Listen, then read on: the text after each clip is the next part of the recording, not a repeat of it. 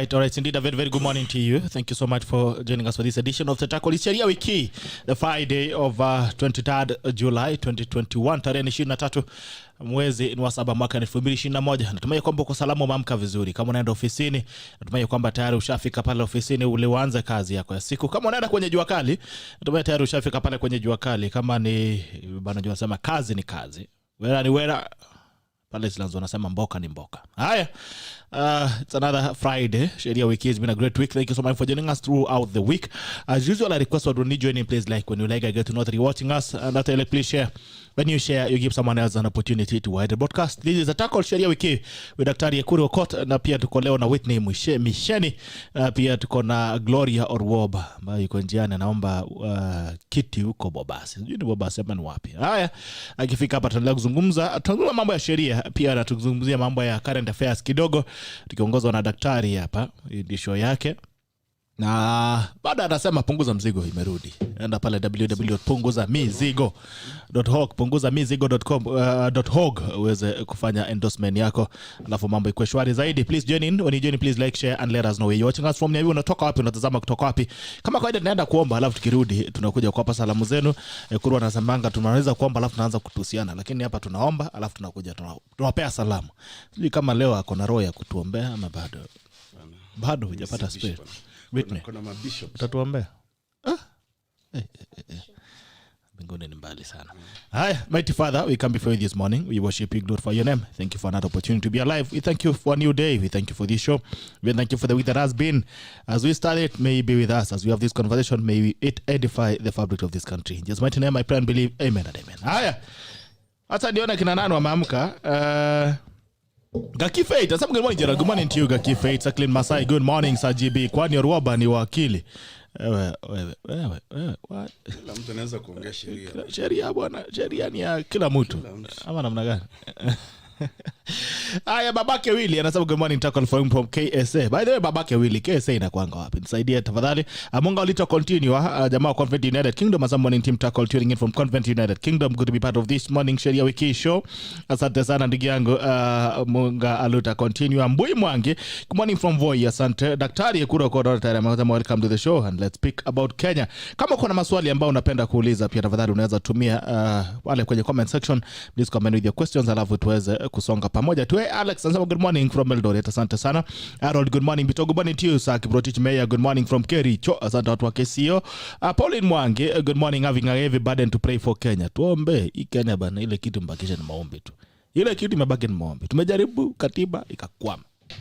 Tukajaribu naomba kila siku, kila every time naenda kanisani mnapatiwa jukwaa ya kanisa pulpit, mnaanza kutukanana. Sasa tutaifanya nini? But it's true, Bitok. You know, this is one of the pretense in this country, and we actually need to call out, especially these leaders. And even the religious leadership in Kenya. Imagine they give people, I mean, first of all, I mean, you know what they say, ati tuko kwa nyumba ya Mungu. We're in the holy space. The next thing you know, they are calling WHITNEY as mganga, mchawi, mulevi. You know, utatoa hapo nguvu yako. Mimi wacha nikwambie vile the way I see it Bitok. Mimi nafikiria kama kutakuwa na jahannam. Sometimes I don't believe that much. Kutakuwa na jahannam. Nafikiri Wakenya wengi ndio watakuwa kuni huko jahannam. There'll be the firewood to light and burn because of our pretense, unafiki yetu. You're so extreme. Yeah? Don't say that. But it's true, because when you look at the pretense, like I keep saying in your show, and WHITNEY, you know, welcome to the show for the first time. You know, it's not my first time, but thank you. Oh, it's not your first time. No, okay, but anyway, welcome to the show again. Thank you. You know, like we keep on saying in Sheria Wiki, when we think about Sharia, we think about rules, laws, commandments. But in Kenya, we've never even been able to live with the 10 commandments alone. But we have a fight over a document called the Constitution of Kenya, which is 264 articles. That's part of the pretense. If you cannot even just say don't steal, usitukane. So that's why mimi nasema tutakuwa kuni huko jahannam. Unajua alisema niliona kulikuwa na another inaitwa meme ama inaitwa nini? WHITNEY anajua. Inaitwa meme ama meme ama nini? Inaitwa meme. Meme. Meme. Haya. Kulikuwa na meme. Mkenya amefika mbinguni. Akaambiwa wewe ulikuwa uende jehanamu, lakini jueni Mkenya Umesamewa. You've already suffered. I mean, it tells you how much we go through. At times, we are too hard on ourselves. As a country, we live in a country where crazy things happen. I mean, you wake up every day, you find a lot of crazy things happen. Unasikia EKURU amefinywa, unasikia nini imeendelea. I mean, it's just difficult being in Kenya alone. Jehanamu ni sosa.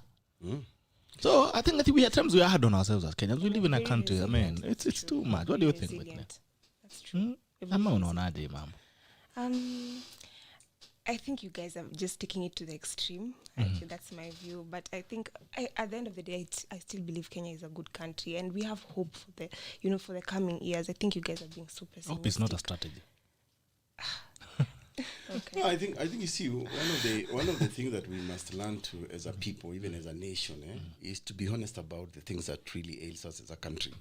I mean, especially if you look at from say a political perspective.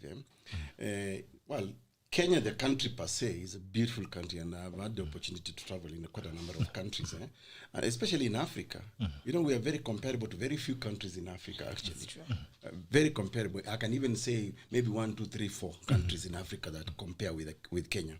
I know many Africans who come here and they just don't want to leave. Yes. They actually see. I remember, I think Tanzanians used to say, and some Liberian group that I came with here when I was working in the constitution making process in Liberia, and I told them, why do you want to go to America? Come and learn from the Kenyan constitution making process. I mean, we had a timeline of about 1 year, 6 months, and we were able to complete our document within a short time. Well, I'm not saying it's a perfect document, but when they got here, one of them told me, damn, why do we have to go to Maryland in the USA? Because most Liberians actually see America as like almost the way Muslims see Mecca. You really must go to America because of that connection back in the days during the returning slaves. But so yeah, Kenya is better, but a country on its own cannot be said to be better without a certain stewardship, a certain leadership.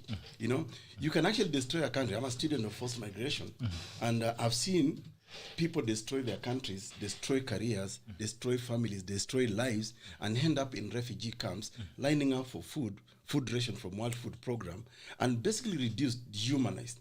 So yes, we can say Kenya is a beautiful country, but a country on its own without, say, the kind of leadership that we want, the kind of the adherence to, for example, the rule of law, following just basic, for example, court orders. We've seen, for example, this government of President Uhuru disobeying court orders. And I know we'll speak about yesterday event about Justices Agre Muchelule and Chitembwe. So yeah, I decide to be a devil's advocate here. It's not enough for me to say Kenya is beautiful. Yeah, so what? Tutakula mountains. Those mountains, you have to convert them into something. When we discover oil in Turkana, we don't want to develop it so that Kenya can now be also known as a oil producing country and benefit Kenyans. What good is that? Sujui Gala Kulalu, sujui uko in Tana River, all these huge tracts of land, we spend billions and billions of Kenya shillings, and then it ends up in people's pockets. So how is that helping the people of Tana River? In Kwale, you got thiamine being mined and it's being transported in its raw material. This is our wealth that the leadership in this country is allowing to go away. So when will we develop, for example, thiamine so that Kenya can compete internationally? Our agricultural produce from central Kenya and parts of Rift Valley, mahindi inaekwa kwa gunia. Gunia, imagine. It goes to England, it's being processed there, it comes back as English tea. What rubbish is that? And they don't even, there's not even a single tree. All due respect, don't you feel like you're just messing the national psyche by not even giving them hope? You are. I'm not. I'm actually... To an extent, you two are. I am actually giving us... You're messing the national psyche. Who are these two? You see, Whitney, the country is not in a great place, that I fully agree. Yep. However, it is good to sell hope to the future. Absolutely. Yes. But for you to sell hope, you then must be able to identify the problems we have in the country. Today. I'm not saying I mean, Because you have you have the risk of having those problems forever and selling up forever. We must. We've been buying up for 73 We're years. calling out people for sure. We're doing that. However, you don't have. I think this is just extreme. And also looking at the African continent, I do not think we're that badly off. Talking about oil. Truthfully. What happened to oil, by the way? You know, Let me tell you one of the problems in Kenya. If you don't recognize the problems in Kenya, then we are not able to even sell hope. We're not even able to give people solutions. One of the problems in Kenya is our naivety as a people. You know, we are so naive. And look at, for example, the way political leadership in this country has been choreographed for almost the last 56 years. And Whitney will come and tell me in the 21st century, instead of her offering herself as the next president of the Republic of Kenya, because I know if she were to become the president of Kenya, she even has longevity. She'll think about in terms of, okay, how do I make this country better? But look at the folks that are lying to us every day.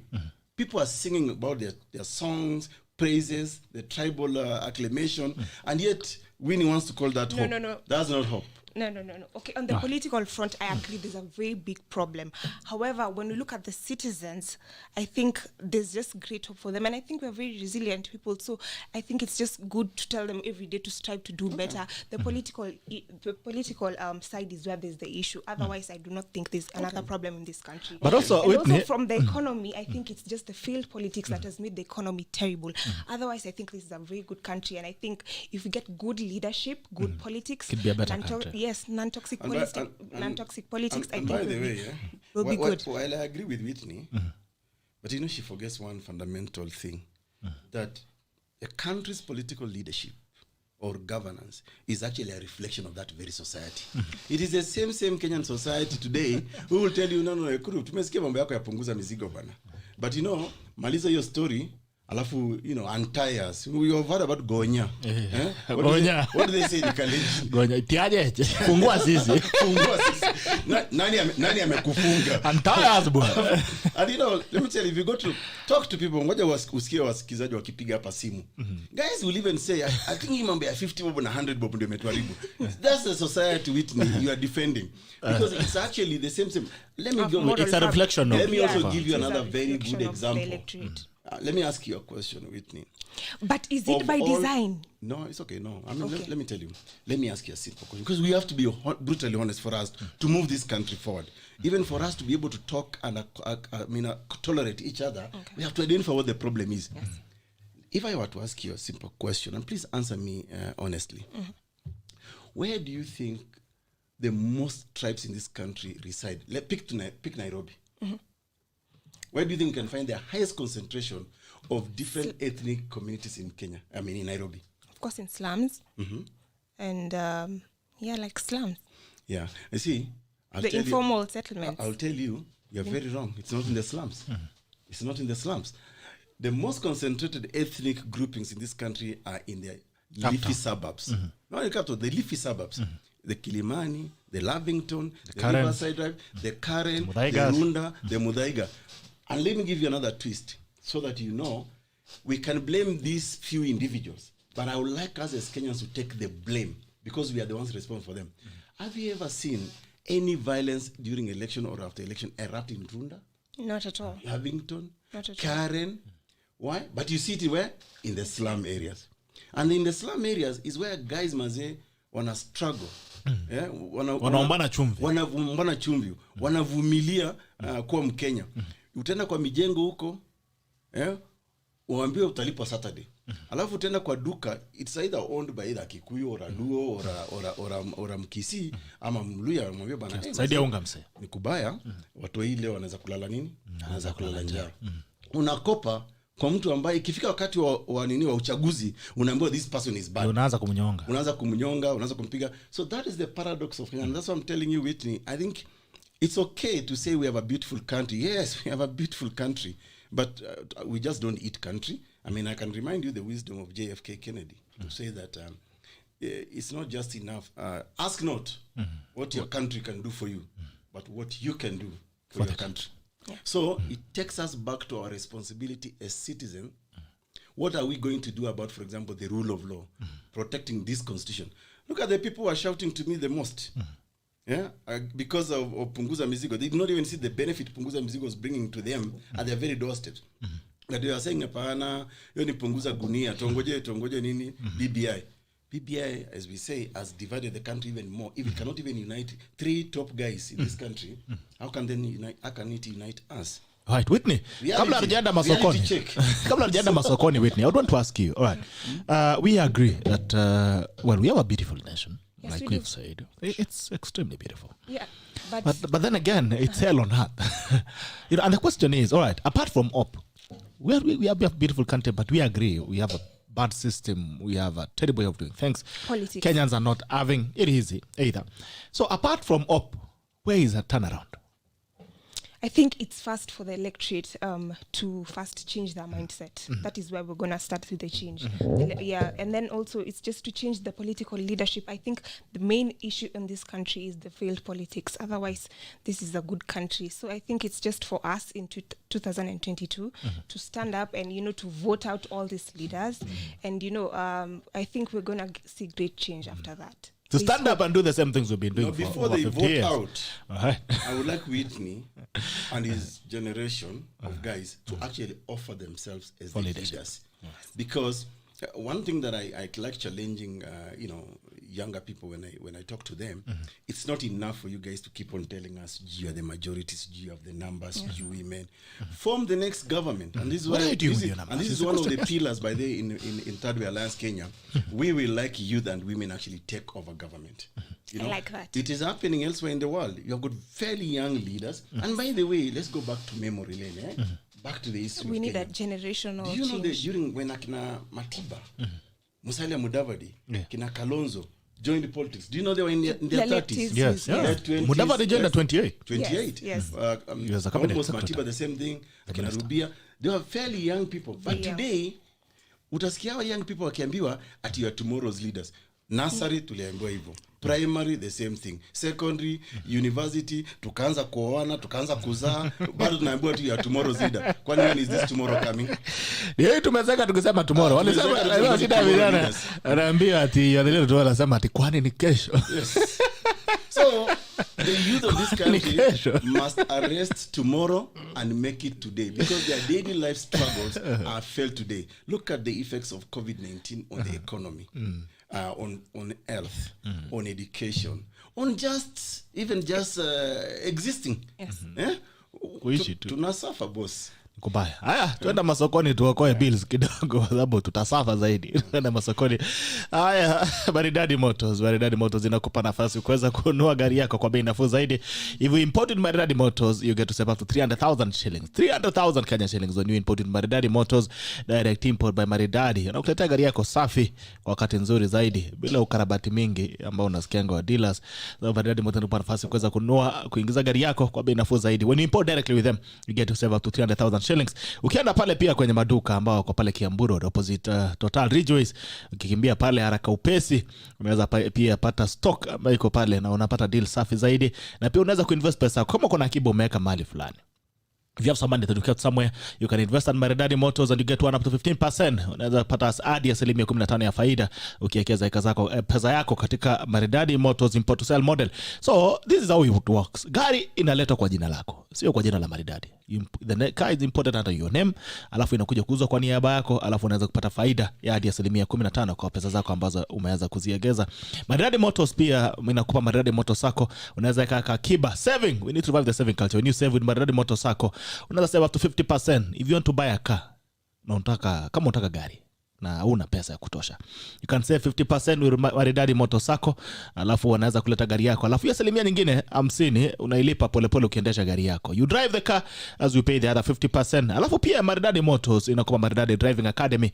Maridadi Driving Academy kwa unaenda pale na unataka kununua gari lakini hujaenda shule ama unataka kufanya refresher, ukuwe driver maridadi zaidi, Maridadi Driving Academy inakupa nafasi ya kuweza kujifunza kuwa driver shwari zaidi. Tuende pale kwenye manyumba, Rex Roofing inakupa nafasi ya kuweza kuwekeza nyumba yako. If you want to ni kuwezeka ama kuwezeka nyumba yako, you have a beautiful roof when you use shingles, quality shingles, na pia nakupa stone coated tiles.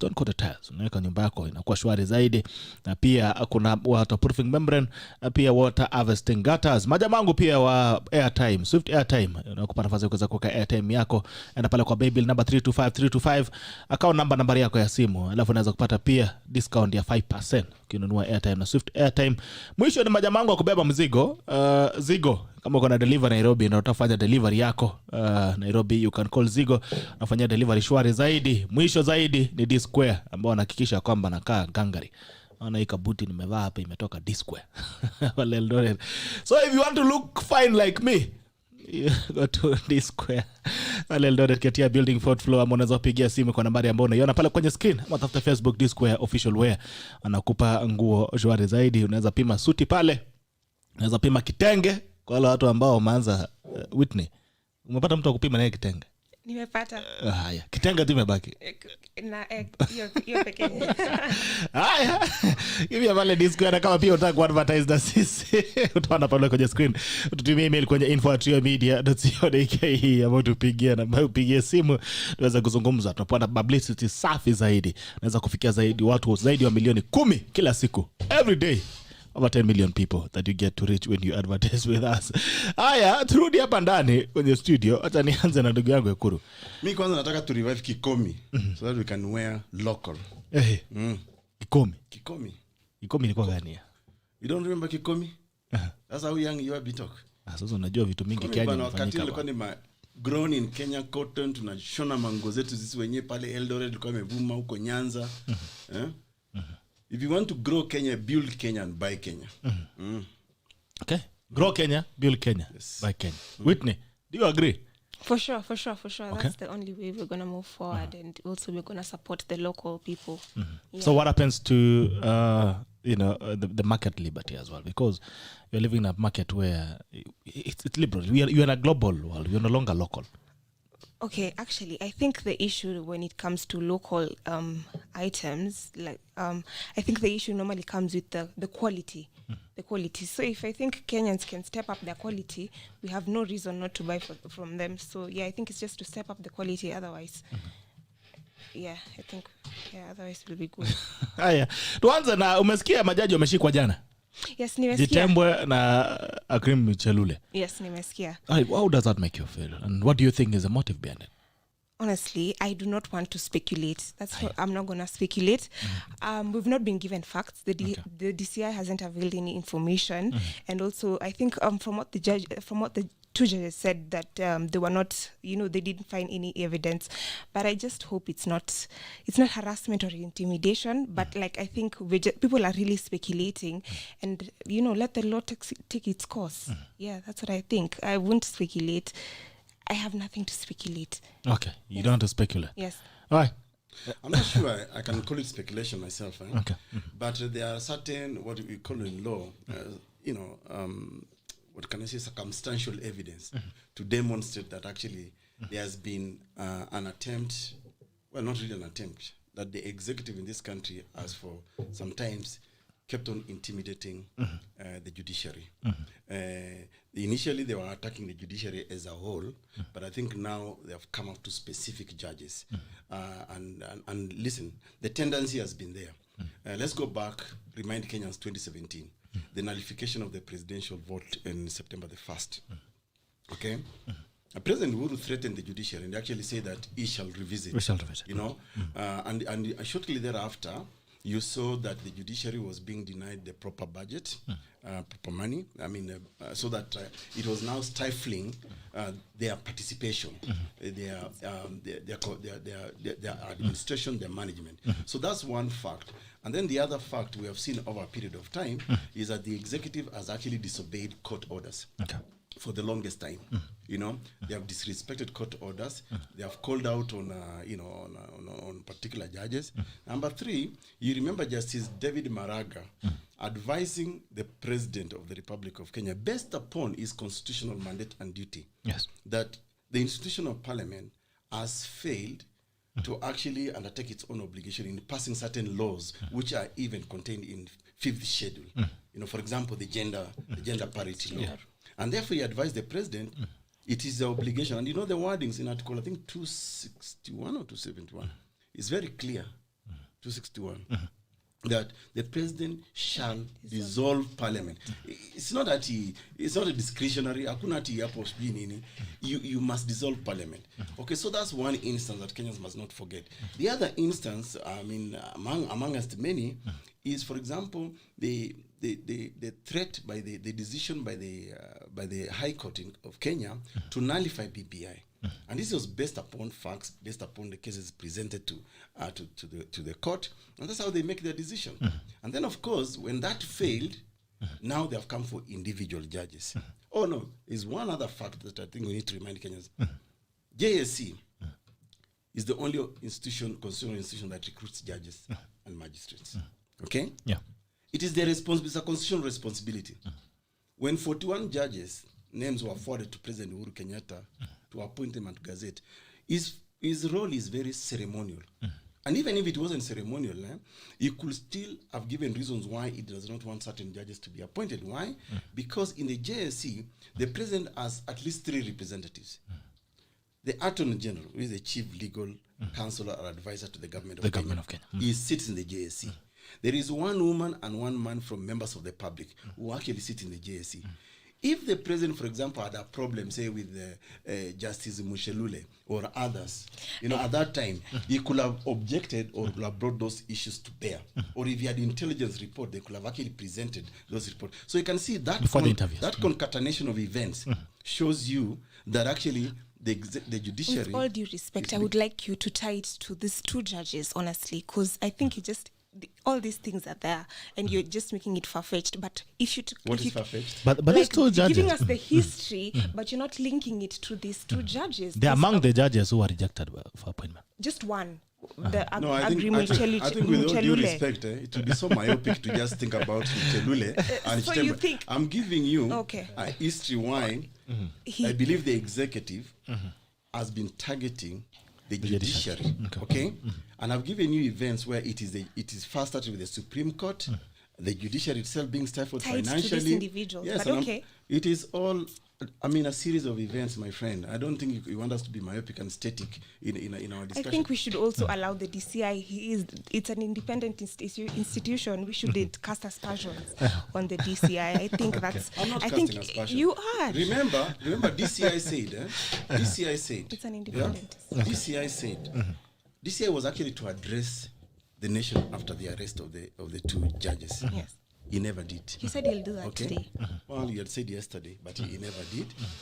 And let me tell you one of the tendencies of this. And there's a time the judges actually came out to defend the judiciary, where the executive was accusing the judiciary of not, for example, jailing or finding suspected corrupt people culpable. And the judiciary responded and said, listen, we are not the investigators. It is the evidence you bring before us here. And we saw, for example, the approach taken by DPP, which is an independent constitutional office.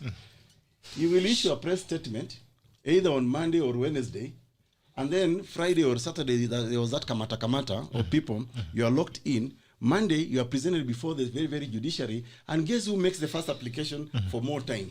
It's actually DPP. Yeah, we need more time. We need more time to investigate. Why then did you, for example, and you remember, and Whitney, we need to be students of history, and let's not forget too quick. Look at the press releases given by Nani. What's the name? Aj. Yeah. He will issue a statement and say, I have found Whitney, I found Bitok, culpable. We will charge them with A, B, C, D offenses. Yes, we have those instances. Meaning, you must have gathered sufficient evidence to be able to charge these people. Then, however, on the same Monday, they will make the same application to say, I need more time. But like judges are not saints. How can you then blame the judiciary? Judges are not saints. Let the investigation go on. Let's not speculate. I'm not saying, by the way, now this Sheria Wiki Hii, the rule of law says that anybody is innocent until proven guilty. Okay? And even when you go and file a complaint against me, you need to read chapter 4 on the Bill of Rights. You have to give me, for example, whatever evidence you have against me. And now under Article 35 of the Constitution, the right to information, especially if the information you have is likely to affect me. You know, so you cannot tell me you shika me, you kamata me, harass me publicly, and then all of a sudden, after 2 hours, you are releasing me without even telling me, okay, what are you charging me with? You know, that is Article 35, the right to information.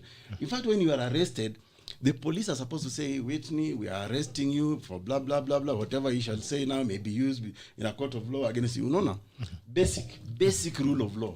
So, I mean, this for me, I mean, I'm not even going to speculate. This is just, if you look at the events that I've narrated, it boils down to one thing. It is the executive targeting the judiciary unfairly. Gloria ORWOBA, good to see you, Mheshimiwa. How are you? Good morning. Good morning. How are you? I'm well. Nasikia umenunua Biblia ya kukula 2022. Unatumia New International Version ama King James? Sisi tuko tayari. We are ready for 2022. Okay. So you'll drive in straight, and we are discussing about the arrest of judges yesterday. That is Chitembwe and Aggrey Muchelule. What do you make of that? I mean, unless you don't live in this country, literally, you have to call it. It is very suspicious, the manner with which, and the timing as well, with which these activities are happening. I would say for a fact that, first of all, I would connect it with a lot of things. One, there is a lot of chest thumping and this kind of leadership in terms of the executive trying to get its way on everything. We had the president just the other day, was it yesterday, talking about BBI must continue, will continue, it shall pass. You know, it is... we've seen that they have put out tenders for the referendum, and yet the matter is at court. So if you ask me, if the matter is at court and the decision has not been made, but someone somewhere has advertised a tender for the referendum, kuna kitu wanajua yenye sisi hatujui. So at the end of the day, when you look at, you know, you cannot just take this situation and look at it in isolation, that 2 judges have been arrested and are being questioned in isolation. You have to look at the genesis of where all these things are starting from. You have to look at all the press conferences that Maraga, former CJ, held and complained about how the executive is basically not wanting to, you know, come to the table and talk about basic things such as budgets. I mean, as much as the judiciary is supposed to be an independent arm of government, they are still heavily relying on the autonomy of the executive approving budgets. So even when you look at this arrest, you cannot say ati like unajua ameshikwa nini, apparently there was 5 million, I don't know where, what. You can't look at it in isolation. We are 13 months to election. We know for a fact that including these by-elections that have passed on, that have just been completed, we know that the executive is not happy. We know that the president is not a happy person. We know that his advisors are wanting to give him something else to keep busy with. We know that for a fact that they cannot explain why there's a lot of animosity, particularly from his bedroom in Mount Kenya. Why are people not liking the president? So, you know, me, when I look at this, all of these activities around what is happening with the judiciary. First of all, I would say if it was the time when Maraga was in office, he would have already come out and spoken against it. He would have already come out and spoken independently and said whatever he wanted. You know, he's not the kind of person who was waiting at, what is the political correctness of this. He would have come out and said, this is wrong. If there was evidence enough, how come they didn't get them? Whatever. I feel as though this is now where, as much as we championed and we were celebrating that we have a woman as the CJ, I'm actually looking and wanting to see how things are going to play out, because at the end of the day, we want the judiciary to be independent. And I think they are being bullied. I think the judiciary is being bullied by the executive. I think the matters at court, including the Building Bridges initiative, including the fact that the CJ tried to say that all the judges should have been sworn in, including all these other... There are a lot of matters, political, highly contested matters that are in front of the judiciary, and the executive is trying to use forceful, according to my opinion, ways to get their way. And when you hear the former Prime Minister Raila Odinga saying reggae is on a break, And then you hear the president also saying that BBI will pass. And then you look at the tenders being advertised for the referendum. And then you look at what is happening in terms of they're not even taking the court, the case seriously, because they have found another legal loophole on how they are going to push it. So then you must be a fool for you to say that DPP and whoever is acting independently must be a fool for you to think that what is happening with these judges is just that moja alichukua 5 million and they're being corrupt. Yeah. Walipata 5 million. And before you go to leave the question of the referendum, to support Gloria's point, Okay. it's not just about the fact that the president commented that the referendum must go on. There is an active court order that barred IEBC from organizing anything referendum. Okay. An active court order. So you can obviously make the connection between the conduct of IEBC. There's nothing wrong with IEBC advertising for tenders, for example, towards the 2022 general election. That they can do. But they were warned against organizing anything around the referendum. Okay? And then the president, of course, speaks with a lot of confidence. Remember, we're talking about the most powerful man in the Republic of Kenya. So when the president speaks, his words carry a lot of weight, either to his bases, either to independent officers, and on its own, it's an intimidation. And also, it just confirms one thing. This president and his government have never respected the judiciary. Kindly, with all due respect. MICHENI, come in. With all due respect. And they say when people start with all due, they're about to disrespect you. No, not at all, not at all. Okay, so the former CJ Willy Mutunga, by his own admission, he admitted that judges are indeed very corrupt. Maraga said that too, so I do not know why they think it's so far-fetched that, there were no bribery claims that, like these guys were actually being, like they were about to... It's not far-fetched, it's the timing. What about the timing? It's the timing. What about the timing? These judges apparently have been very corrupt, but only after Kiambaa elections and all these heightened things in Jubilees when they particularly got there. What is the relation between Kiambaa and... I don't know why you love putting judges, lawyers on a higher pedestal. They're morally like... So you feel these guys could actually be guilty? Yes, let the law take its course. Okay. I don't know why we're speculating. Let the law take its course. Simple. I'll speak as a lawyer. Many years. For me, it's one thing to allege that somebody is corrupt, but give us the evidence. You must prove. If these judges are corrupt, you must prove without reasonable doubt. If it's a very young case, it's premature. Let's have a conversation. I want to tell you one thing. I mean, this is how the law in Kenya works. He who alleges must prove. I know. For example, now you are saying that the judges are corrupt. Willy Mutunga said that. Or so and so say that. What evidence did they put on the table? And first of all, it is so dishonest to say all judges are corrupt. I know many judges, many magistrates who are very good human beings in this one. They will never take a penny from anyone. But if you are going to allege a judge or magistrate is corrupt, we are a country of the rule of law. We are constitutional democracy. And I'm not saying that there aren't bad things in this country happening in the institution. Yes. But I'm saying also you cannot condemn people unheard. Okay. In fact, even if you allege or you condemn somebody in this country, the law now requires you table the evidence you want to rely upon for that person to be able to defend their right. Okay. So these Jubilee sympathizers who are saying that judges are corrupt must also give us evidence of that corruption. For example, how much money was recovered yesterday in Justice Muchelule's office? Nothing. How much money was recovered in Chitembwe's office? So on what basis? First of all, I have a lot of respect for Kinoti, the DCI director. Okay. He's the investigating arm. Before you arrest somebody, at least investigate, exhaust. What is this thing? And Bitok, we spoke about this much earlier, I think in one of your show.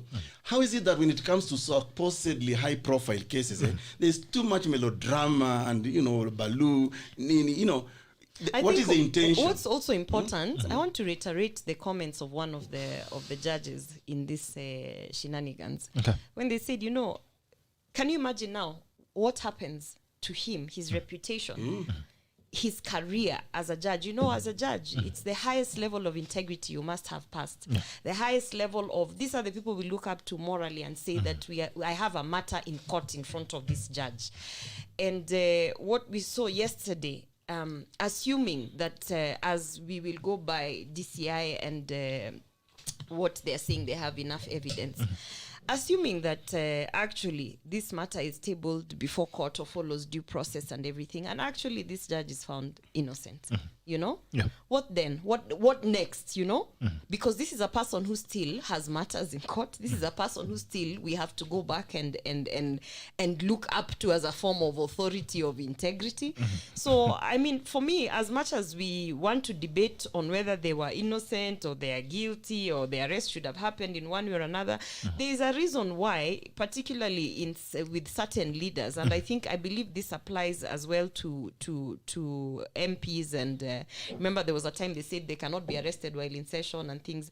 There's a reason why certain procedures are used with certain people, and it has nothing to do with bias or privilege. It has everything to do with the fact that above and beyond this particular situation, once the process is followed, imagine an instance where these judges are actually innocent. Right. What happens then to their careers? What happens then to them within the spaces in the judiciary? What have you done to that individual if you're saying for a fact that you're investigating and they're there? By the time I come to arrest you, Bitok, as a judge, and I have actually said that I must have beyond reasonable doubt with evidence, with all sorts of, to the extent that even when the public is subjected to that information, the public will be convinced that indeed, yes, there is a reason for this person to be even in a holding cell as we await the procedures. But to use it as a sort of scare tactic because you want BBI to pass, to use it as a tactic because you think as the executive that you are above the law, to use it as a tactic because you want to scare the other judges into doing whatever it is that you want them to do. I believe this is where now as active citizens, which is what I am, we have to speak up against certain things, and we have to be careful how we approach these things, because as much as you're saying that, you know, let the law take its course, the first illegality in it is that they claimed that there was money in the chambers, in the offices. yeah, and yet today is now we are going into 48 hours, if not more, next. There is no evidence of that. So at least at the bare minimum, there should have been something to warrant that kind of activity and engagement with a judge. And that is all right. And by the way, equality before the law means you are all equal before the law, as in you are charged. Evidence or a trial of any citizen cannot be in the public. You know what these guys have done about these judges, and I'm not excusing if they indeed there is evidence to suggest. That should but be listen, we are not strangers in Kenya, Bitok, unless of course some of us come from Planet Mars. We know that there has been a lot of public lynching of certain officers or individuals in this country. Let me give the example. Let me isolate the example of, say, for example, Agre Muchelule. Okay, he was among the 40 judges that were supposed to be sworn in and gazetted by President Uhuru Kenyatta. Yes. Uhuru Kenyatta and his representative allowed the process of JSC, which is an independent constitutional body, to go on to its conclusion. Okay. They never raised any objection, for example, against this particular judge. You know, it's also not a coincidence that Justice Ngugi and others who sat in the 5-bench judge that declared BBI unconstitutional were removed from the list of Court of Appeal judges. Yes. Listen, I can tell you personally, after 20 plus years of legal practice, I know most of these judges. Someone like Ngugi is an academic. I mean, this is a seriously educated individual. And this is a person whose integrity, in my view, is beyond reproach. But you see, the way, I mean, you know, the way that things are happening, it's not really a coincidence, Bitok. And so let's not lie to each other. I would like the rule of law, like Whitney is saying, to take its own course. Yes. But let's also follow the same rule of law, because the same rule of law says you have evidence against me, you have information that I've committed an offense, share them with me. That's Article 35 of the Constitution. Present your evidence before a court of law. And now, even the first time you arraign me in court, as a defense counsel, the first thing I will ask, give us the witness statements, give us whatever documentations you want to rely on, because then I want to defend myself.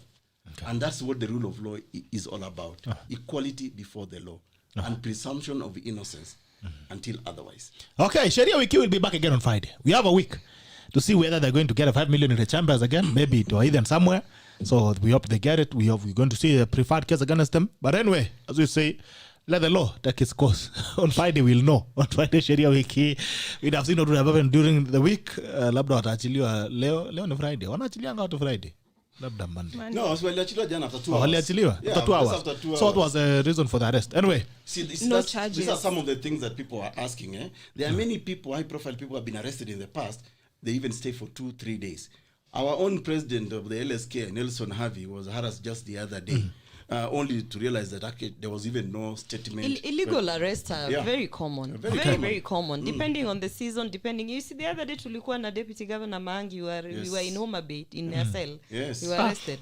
So mgeni wa serikali. And when we get tukitoka nje hakuna charges ziliwekwa nini it's just so we don't participate in Nyachai's funeral. So I mean illegal arrests.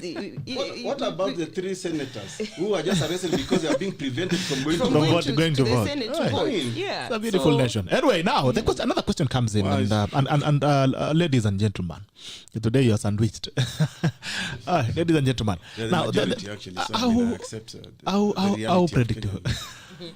Now this is now they'll disband the show. There is no equality. There's no two-third gender rule. Now this other one is hanging. Actually, we are 50-50. All right. The talk was done very well. 50-50 actually. 2 men, 2 women. That's good. That's good.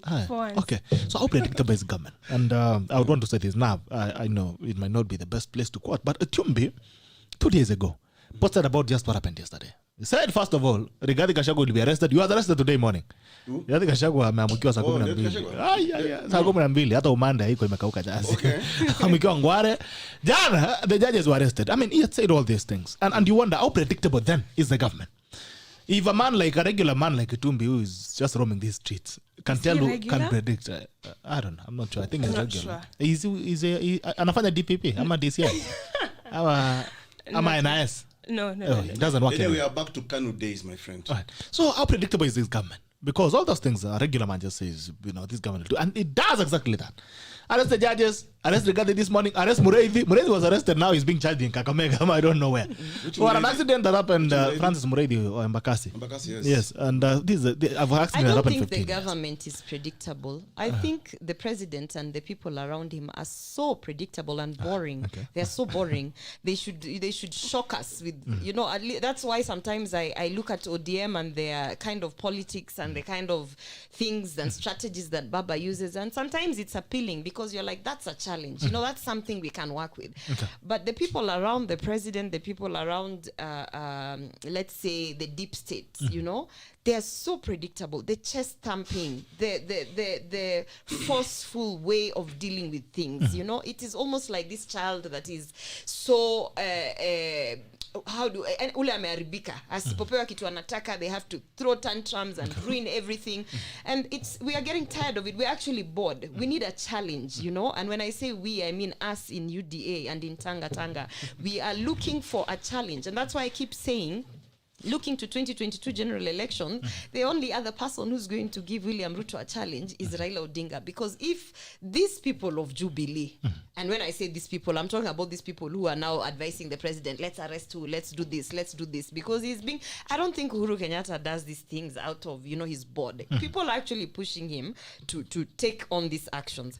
And I will say those people need to realize that it is just becoming a sort of old song. Okay. So at the end of the day, even if, how many hustlers are they going to arrest? Are they going to arrest all of Tanga? Look at how they dealt with the Jubilee. They started saying to Akina Omanga and who wakatoa, Isaac Mwaura wakatoa. Then they realized they can't fire everybody, because if you fire everybody, then you don't have a majority in the house. Then you have actually a problem you have to deal with internally. So then they stopped and they realized this is not working, because when more people are outside than inside, it doesn't work in our favor.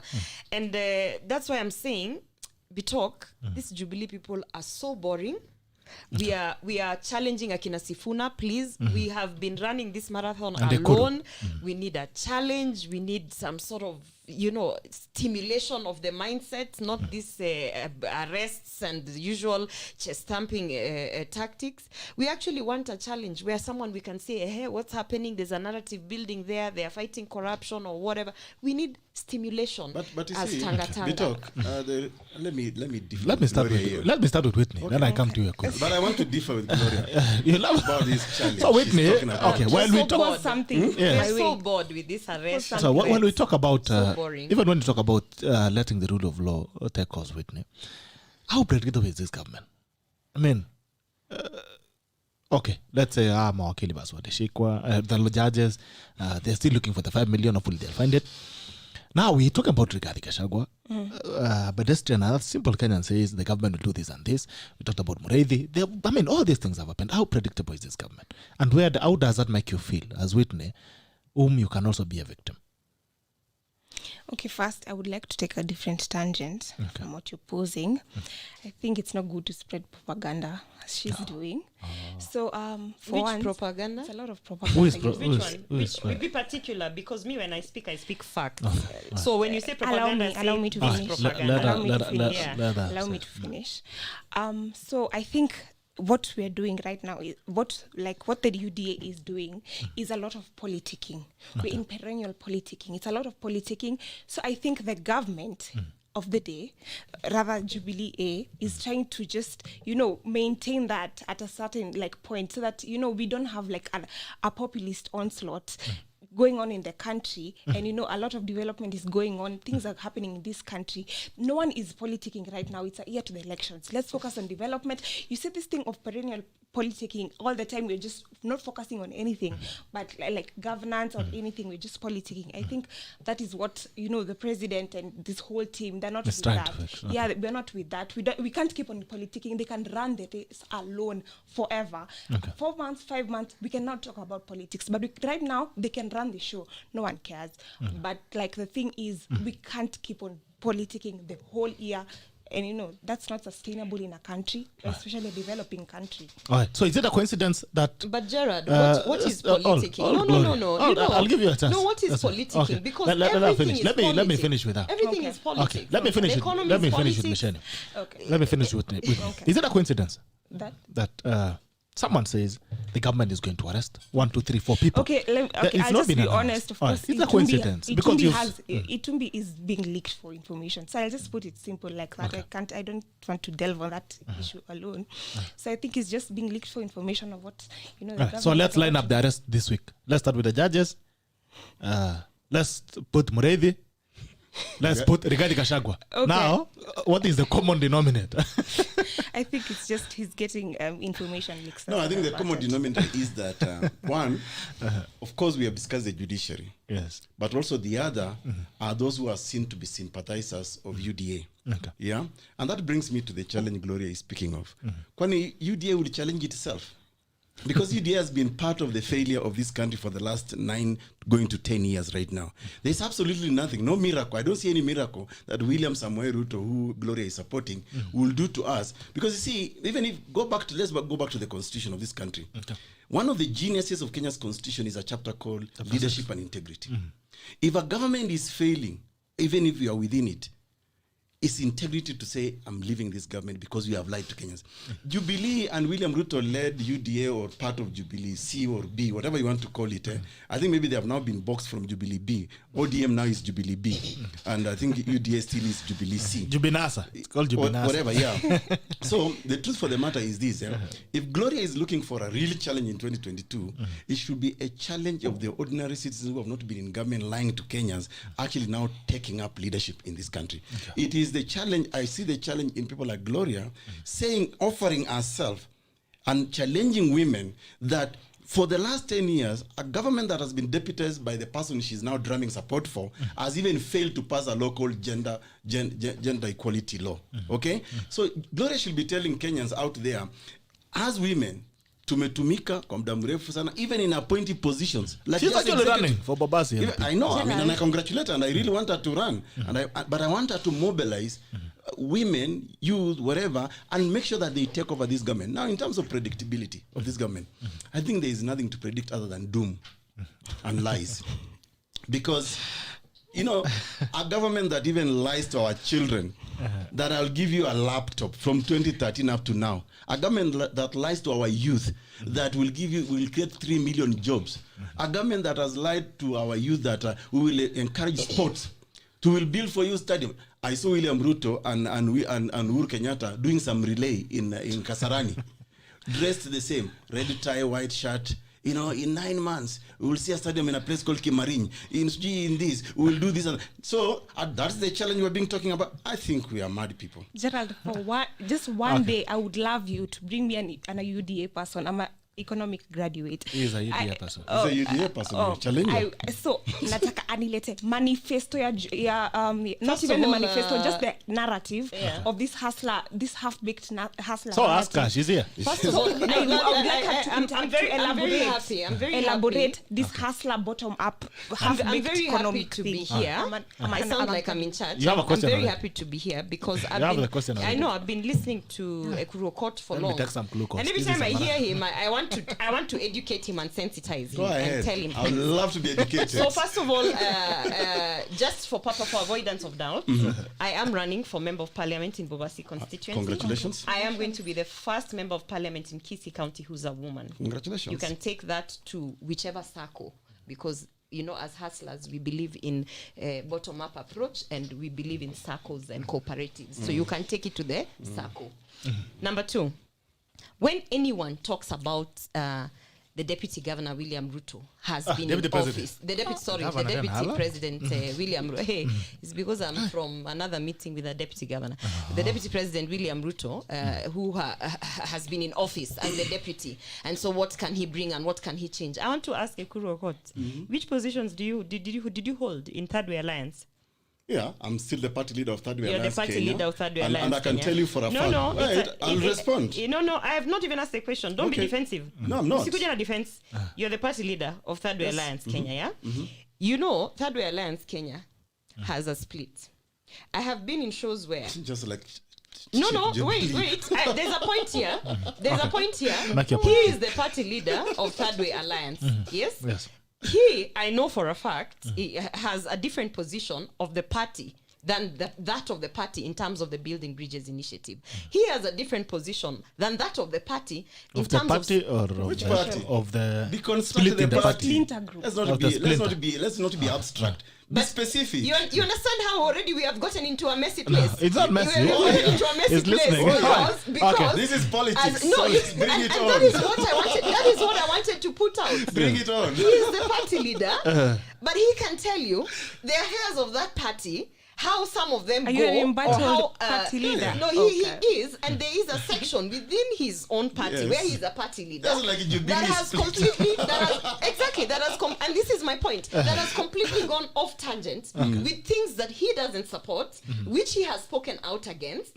But what can he do about that as the party leader? And he's the party leader. He's not a deputy. He's a party leader. Now, bringing it back, I want to bring that analogy. That is a tackle. That is a tackle. I want to bring back that analogy. You want to bring back As a reggae. party I'm leader, loving this show today, by as the a way. party leader, as a party leader of his party, he has been unable to convene his whole party to go a certain direction as a party leader. Now, they are saying that William Ruto has been in office, he's the deputy, he's part of this mess, what can he offer, fact. blah, blah, blah. That's a I fact. want to state, yeah, it is a fact, he has fact. been in this failed government. presidency. Now, listen, if they don't stop beconing me, I promise to do the same, because I can be hostile. So, I want to say this. If a party leader, EKURU, cannot convene his whole party to go one direction because there's a section of it that is fighting him, to an extent that he has decided to just create his own path and go a different direction as the party leader, and the other party has gone the other path. That's just a party. Now I want you to scale that up into government. now government. Okay. And William Ruto is not the president. Okay. He is the deputy president, meaning he has a boss. Right. His boss, Uhuru Kenyatta, is the person who has the full autonomy, all the instruments of power. When you're looking at this illegal arrest, when you're looking about this bullying of the judiciary and all of that, the president has the full instruments of power to change that culture or to go a different direction. Now, his deputy, William Ruto, deputizes him. You understand? In all the bullying of the someone judiciary. told me, as a deputy, you must be like Jesus. You follow. And at one point, and that is what you have been witnessing in all of these shenanigans that have been happening with this government and in Jubilee. At one point, as the deputy president, who is a person of sane mind and sound mind, He actually has to stop and say, hey, guys, listen, our leader is taking us a wrong direction. I am a human being. I'll come back to you. I am a human Let her finish her being point. Then who EKURU has has- been I have tackled. to Listen, respond. I he just has to have a respond. question for her. She No, you continues know, you with cannot her. ask questions and not let me answer. You must let me answer. Okay, finish That's how answering. it But you have Gloria. explained yourself. No, Gloria. no, I have not answered. I'm coming to a question. She asked me about UDA. And Yeah, she yes, demanded yes. about manifestos. And I'm glad that you have people in studio saying, where is UDA? Where is this manifesto? What is this bottom-up approach? Where Half-baked. is your candidate? Where is your presidential candidate? It's too early. We're not Wait, politicking you right understand? now. It's too early to pick a presidential candidate, Yes. but it's We not are too busy- early. we are busy but it's not working. too early for Alright. them. Let her ask you. But Let it's her not ask too you. early Let for her them answer you. to ask for a manifesto. Okay. You understand? You're speaking from the same. Let's move to the manifesto It's too now. early to ask to have a presidential candidate, but it's not too early to ask for a manifesto of your competitor, who, by the way, you don't even know who you're going to compete with. But I will answer you. Okay, We are talking the bottom-up approach. Economic empowerment. That's how we started in 2013. And But no, we're still talking about let it. me tell you something. You know, we also started about gender empowerment in 1986 when I was born, and we are still on the two third gender rule in 2021. So it does not make it But irrelevant. that's because It we doesn't talk. make Okay, it irrelevant. finish, Gloria, If on the economic bottom up. empowerment will forever be a topic that will not be irrelevant because that is what the people need. And for you to be in government and to govern a constituency of people, you have to ensure that they are economically empowered. Okay. So UDA is saying, and we have our bottom-up approach, which, let me just break it down very Please. easily. Yes. The fundamental of the economic empowerment that we are using, changing politics into economic affairs, is we are saying we are no longer going to campaign on the basis of tribe. We are going to look for production units. You know what production units are? I want to sensitize our viewers and everybody in studio. Please. Production units are anybody who's creating anything that is bringing in an income. So if you are in farming, you're a production unit. Horticultural, whatever, poultry, whatever, that is a production unit. If you are in manufacturing, that is a production unit. If you are in macro, small, medium enterprises, that is a production unit. Anything that you are in that is generating some form of income, we are looking at you as a production unit, and we are coming down to you to ask you, yes, we understand that we've been trying to increase production in this country, but clearly we are doing something wrong. Clearly something is not working. And only those production units can tell you that me as a milk farmer, the reason I even sold my cows and moved past this milk farming is because cooperatives stopped being profitable to me as a cooperative member. So then we look at the issues in that, and that's the reason why when I hear someone saying, give me a manifesto, give me this, I just challenge them to go and look at the work we have done in terms of regional economic production units that as UDA, by UDA? have targeted. Yes. Oh, okay. Yes, by UDA. We talk. We are that organized. Can I respond? So you're done with the bottom up? Let me respond. I can bottom No, up. no, you no, can let me- still let- direct. let me I'm not respond. gotten the answer. Bottom up, needed. you can Allow me- which answer did you Allow me to gotten the respond. answer Okay, wait, needed. Kilgaba. Now, Can EKURU I was tackled by speak? Gloria. Wait, eh? Let me respond. Okay, First you're of tackled all, by that Gloria. is the simplest and the most Ambiguous. excuse I've heard Vague. of people I who are am in looking for government. policies of and people- ideologies. And also, Find EKURU, a candidate let me first. insist for a second. Wait. Even as you go to that, there are two things I want you to type because there's something Oh she's my brought God. out. There's something she's brought up about parties and interference with party, party leadership. UDA today, and she'll tell us. Yeah. I'm seeing in the newspapers there's someone who wants to Yes. rotate. Oh, yeah. Pep, People's Empowerment Party has been voted from Korea. Now he's forming CCK. Yes. I mean, Even UDA, so they were like in trouble. Somebody Yeah, was it's- yeah. So, Ali Noor. Ali Noor can't okay, so come I'll and ask you. say- But I want EKURU to tie that because you brought it up, the issues of Let me explain. party You see, and party politics. the Okay. question of party politics, first of all, kwanza kabisa, let me tell you, huu ni msimu wa kununuliwa na transfers.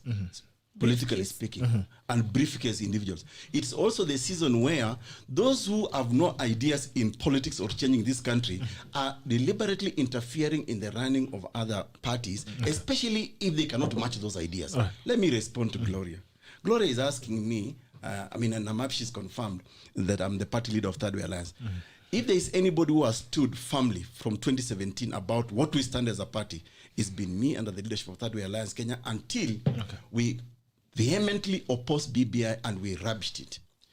The splinter group in my party, by the way, it's just like a small members of the NEC who are actually ODM malls and Jubilee malls. I don't know which Jubilee. Including your Secretary General? Oh yeah, that's an ODM and Jubilee.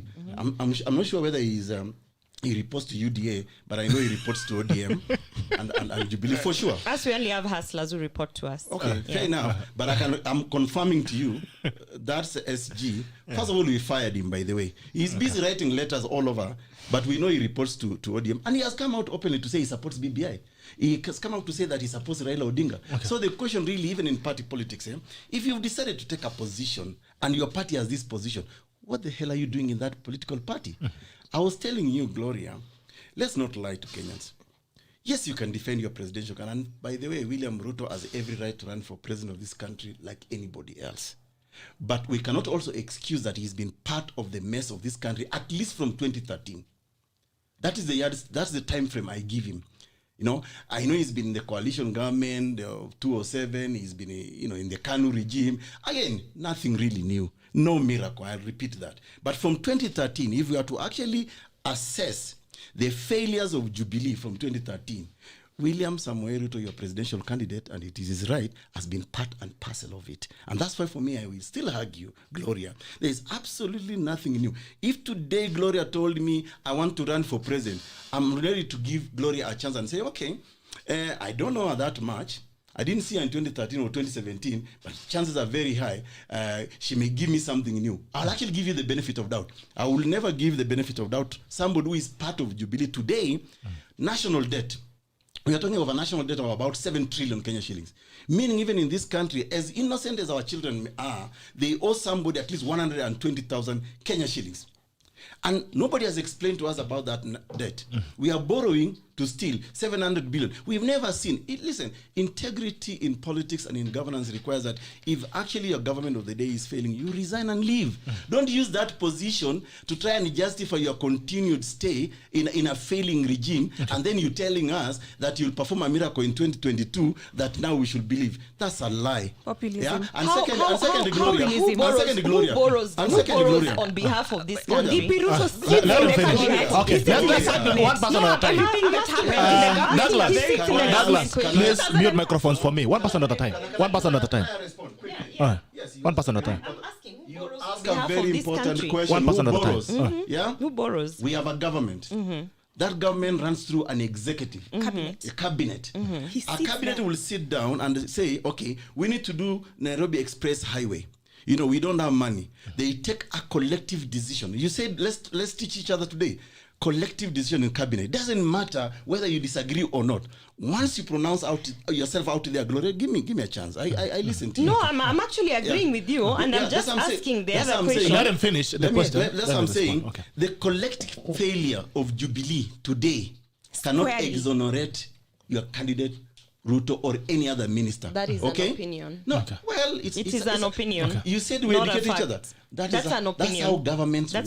That's how government work. Okay. Collective. Let him finish. Okay, guys, order. He talked about the cabinet. Order. Gloria. Secondly, there's a point I gave you a chance. Secondly, I will tell Gloria this. Yes.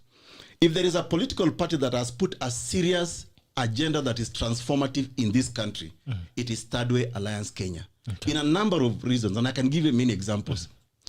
We successfully supported Raila Odinga petition against Uhuru Kenyatta, and we argued the rule of law, that how the results were transmitted was irregular, was illegal. And if you remember the words of Justice David Maraga, we are the only political party that did not go out there running and saying, oh, we have 10 million strong. We wanted to demonstrate to Kenyans how was the results transmitted. We filed an audit report, over 21-page audit report that showed irregularities and illegalities in the transmission of results, and we supported the rule of law. Jubilee, and now their political found brother, ran to IEBC. They only gazetted themselves as the only candidates. Again, it is Third Way Alliance Kenya that went and invoked Article 140 sub-Article 3 that says, a repeat election afresh means a repeat and the inclusion of all 8 other candidates. Do you know what we did to this Jubilee? Right now, one of the blame that I am taking for just standing on the rule of law, protecting the constitution, is that I legitimized Jubilee government, including legitimizing William Ruto, who is the deputy president today of the Republic of Kenya. Let's fast forward. We looked at the burden of governance in this country as a party and as a party leader. We came up with the idea of Punguza Mizigo Kenya. How do we reduce the burden on Kenyans? And we went round Yeah? And we got 1.2 million Kenyans supporting the Punguza Mizigo. We promoted this bill because for us it was not about the political gratification or uplifting of EKURU AUKOT. It's about how do we make sure that in your own ward, where she wants to run, or in our own constituency, you can actually tick the box and say, we have clean water, we have electricity, we have security, we have all those things. Guess who opposed us? Same Jubilee now that we are being told will be a challenge in 2022. Jubilee spent 1.5 billion Kenya shillings bribing MCAs and fighting Third Way Alliance Kenya that had a fresh idea. As if that was not enough, after the handshake, Raila Odinga, who she says will be the only challenge. I mean, Raila Odinga cannot be anybody's challenge. We have even given him 50% power sharing with Kibaki, and he did nothing as a coordinator and supervisor of all ministries of government. The excuse of failure is that, oh, I am not in charge. Then do something about it. Why are you accepting yourself to be part and parcel of failure? You are not a person of integrity. I'll get you, Gloria. Whitney. Okay, on the matter of? You wanted to speak here. That's what. Do you have something to say? I think I've lost my trail of thought. I'm She sorry. of course she's lost her trail of thought because no one was attacking UDA or William Ruto. Do you have your trail back? There's no content. Gloria, okay, you can respond to EKURU. Very quickly. I think Gloria is harassing. So, UDA ni nani? Listen, first of all, Which UDA, by the way? No. Listen, UDA ni chama ya hustlers. If Ni one nani person can feel that unajua hakuna chama hapa ni ya mtu, hata ODM si ya mtu, hata ODM si ya Raila ati yeye ni chama yake sasa ameichukua. So there's someone who is saying no, a William party Ruto belongs to the people. forged A documents. party belongs to the people and to the members. That's So true. whoever is running up and down, I ask EKURU AUKOT. He has his party and the other section have the other party. A party belongs to the members, and if the members, our party is one, if Gloria. the members decide Gloria, to go whichever way, Gloria, they I go will have whichever way. explained to you. No. EKURU, you're bulldozing. Can we please remove this conversation? Let's advance this conversation. We can't EKURU, we dwell are on not the going to same talk thing. about Third Way Alliance. No. Okay, but I gave you a chance to speak. You refused to speak. I have Okay. nothing to We say. are not Advance the talking about conversation. Third Way But you're talking about UDA. We're not and talking I'm about- not supposed to. We're not talking Okay. about Third Way You were saying, Thank wait. you. Okay, Gloria, who owns UDA? I've asked you a question. But now she doesn't want to The talk about. people. Yes. So there's someone who has come out The and they're hustlers saying, on the party. there's someone who has come out and they're saying, you guys forged documents. You know what? I'd like to challenge that person. Yes. Can they gather all the members to one corner? Okay. And own them? All right. Can he today say I'm calling for a PG because chama ni yangu na kila mtu akuje hapa I because done I it. own them? I challenge Listen, him. the same thing has happened to Pep. Now Pep is kaput. We know what is happening. So, you know when you don't who pulled have the a, rags? listen. Now Pep Gerald. belongs to Mukisa Kitui. Gerald, listen. Pep now belongs Which to one, Mukisa Pep? Kitui. Gerald, listen. When you don't have a direction, when you don't have an ideology, when you don't have even a presidential candidate 13 months to the next general election, you know what happens? You're running around like a crazy chicken. In fact, that's what's happening. You're actually trying to put out fires that don't exist. You're playing defense. Sasa mnafinya You're machama. suppressing. You're Mnafinya. suppressing. Let me Tuombe hawa. I think it's Okay. about Sawa, let's move. Okay. No, Gloria. it's And learn not about the something to history. say. Aya, tusonge. She can get a No, history Bitok, book it's and very learn the strange. history of Kenya. It's very These strange, alliances that are formed months and years Aya, before. sasa tutaenda kwa alliance. No. Tusonge. I want to state this. Yes. It's very strange that when you're given a chance to talk, you have nothing to say. But when someone else is talking, you have all the kind of interjection. It's strange. I want to agree with one thing. Okay. Gloria, Yeah. I want to agree with you. I want to agree with you on one thing. Okay, we've seen. I think this is the point really we need to underscore today. Even what's happening in EDA, I don't really support it. Some of these so-called splinter groups are actually sponsored because some of the individuals who do not want to compete on ideas will sponsor malls in this political party to try and discredit, for example, the person they see as a political competitor. That is a fact. And I'm not so surprised that UDA now is being targeted. Remember, it started with Wetangula's party, ikakuja kidogo to Amani, alafu ikakuja kwa Third Way Alliance Kenya. Of course, we can't talk of Jubilee. We don't even know what it is anymore. It's not even a shell. I think it's just flat dead. And maybe the only thing about Jubilee right now is just UDA. It's just the sooner UDA accepts that actually they have replaced Jubilee, the better. because then we can have a conversation around political competition in 2022.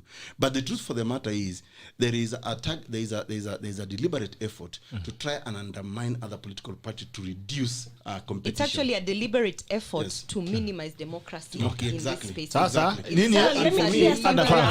a fundamental question to underscore here, to Gloria's point, is that you see the people who are, for example, sponsoring these splinter groups, like in our case, we even shared with you evidence of how Paul Mwangi, who is advisor to Raila, is sending money to guys in my neck to pass a resolution against EKURU, AUKOT, and to lie. That's okay. But the point I want to underscore is this. I think we now need to discuss whether these people who say they want to lead this country are honestly true Democrats. When, for example, say William Ruto decides to associate himself with UDA, people are myopic or refusing to understand that he is exercising his rights under Article 38 of the Constitution of Kenya, political rights. So, and another conversation, EKURU, that we should have is how, in the effort of suppressing democracy, there is this runaround of forming coalitions and combining parties and shutting down. So that we move this conversation. I wanted to clear something up. I think Whitney has something to say for you. Yeah. So she did mention where the candidates are. So I wanted to get history right, history of Kenya, right? From 2002 till now 2017, or rather 2013. Coalitions in this country, they're only formed like some few months, like some few months to the election. That's when we know like the clear presidential candidates and all and the aspirants. Why are they not coming in their own parties as candidates so that now they form coalitions? Right now, it's still like it's the transfer season. People are still even probably like this still realignment season. So I think it's too early to expect for all the coalitions. Alfred Mutua has come with his party and he's running. Yes. EKURU is running. EKURU is running. I mean, for me, what I see... Oka, we don't know Oka yet. Bitok, you know what it is? The answer to that question is... the answer to that question is what Atwoli said yesterday. You better... Mshikane ama Ruto ataosha. So they are not coming with one party because there is an understanding that none of them are befitting enough. All right, sanitize. I see the formation of NAC. It's early. I see the formation of NAC. Even William Ruto and Raila, you watch and see. We've been telling you that we are political prophets in this show. They will work together. We actually said that Raila Odinga will say William Ruto tosha. Tuangalie comments alafu bunge. Za tatu. Watu wanasema leo show ni makelele. Kuna wanatuonea. Haisa kwa sema Gloria has a point. Asante sana Jackie. Kwanza Bito, please ask your panelists to debate with some decorum. These shouting matches are not helping. Learn to listen quietly while the other person is speaking. However much you are burning to respond. Haya, amsaidie ndoo ya maji. Hapa iko shida kidogo. Kipto Eric, EKURU AUKOT no, I'll not read that. Kipto Eric, please. I'll not entertain that on my show. I mean, the awards are not entertained. If you're coming on the show to call someone stupid, I'll not take that. I'll block you. That I can tell you for free. I mean, you're not more important than several thousands of people watching this show. So if I see that again, I'll block you. Kadhuri Samuel says, don't throw stone if you live in a glass house. Asante. Arapa Guya anasema hapa inataka sand ndio moto izime. Moto maji ishike. Nasema general tafuta fire extinguisher. Pauline Mwangi, Libertadway has problems. Amesema mashida ziko hapo inatumwa na system. So tutangoja kina Whitney ndio nasikia wanatuma makombora. Henry Kono anasema general tafuta fire extinguisher. Bas Njuguna, EKURU is a presidential candidate next year. Lazima ajipigie debe. We have to understand this. Haya. Arapa Guya anasema about Jubilee success AUKOT. Why only failures? Farid Faraji na kuona Kevin anasema ask EKURU, Kibaki was deputy president for 10 years. Did he do anything? He only did good things when he was president. Okay. But if I answer Malata Vizimamoto, anasema EKURU AUKOT, you can't ask Gloria government issues. Cleveland Otieno, its success is a feast. Serikali gani hiyo? Ameshikwa na hiyo serikali yake. Akawekwa store. Serikali pia imenishika imeniingiza ndani for real. Gloria is part of the presidency. That's why she's here. Which presidency am I part of? Constitutionally speaking. Kipo venye wanaongea na wanipatia allowances na mshahara, please. Okay. The graphics diaspora, all the way from diaspora na kuona. Sama legend kutoka amefanya kazi. Tulete maji. Fire truck iko tayari. Basi Njuguna Rao said you'd use all the means to get money to procure COVID-19 vaccine, even if it means borrowing. On which capacity was he speaking? Is he also running the government? Okay. Swala nyeti. Abraham Chelanga anasema Gloria Mpego. Asante sana. James Kubai asked Dr. Kibaki was VP to President Moi for a long time. At what stage did he bring up the change? Okay. These are not excuses. All right. Kerry Galvin Alvin says, please ask Judiciary ask EKURU what are the functions of Deputy President, and he's just there waiting the President to assign him. Remember Kibaki was 10 years DP.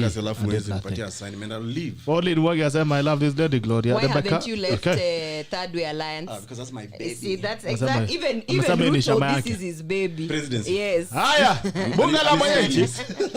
Bunga la mwenyeji iko wazi. Bunga la mwenyeji iko wazi, nambari ni 07798010. 07798010. Bunga la mwenyeji iko wazi.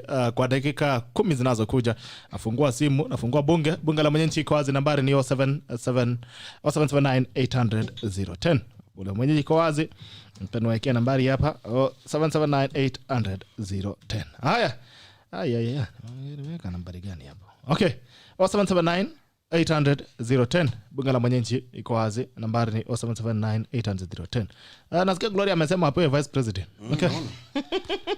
Hello, bunga la mwenyeji jambo. Hey, Gerard. Habari gani? Habari ya leo. Safi.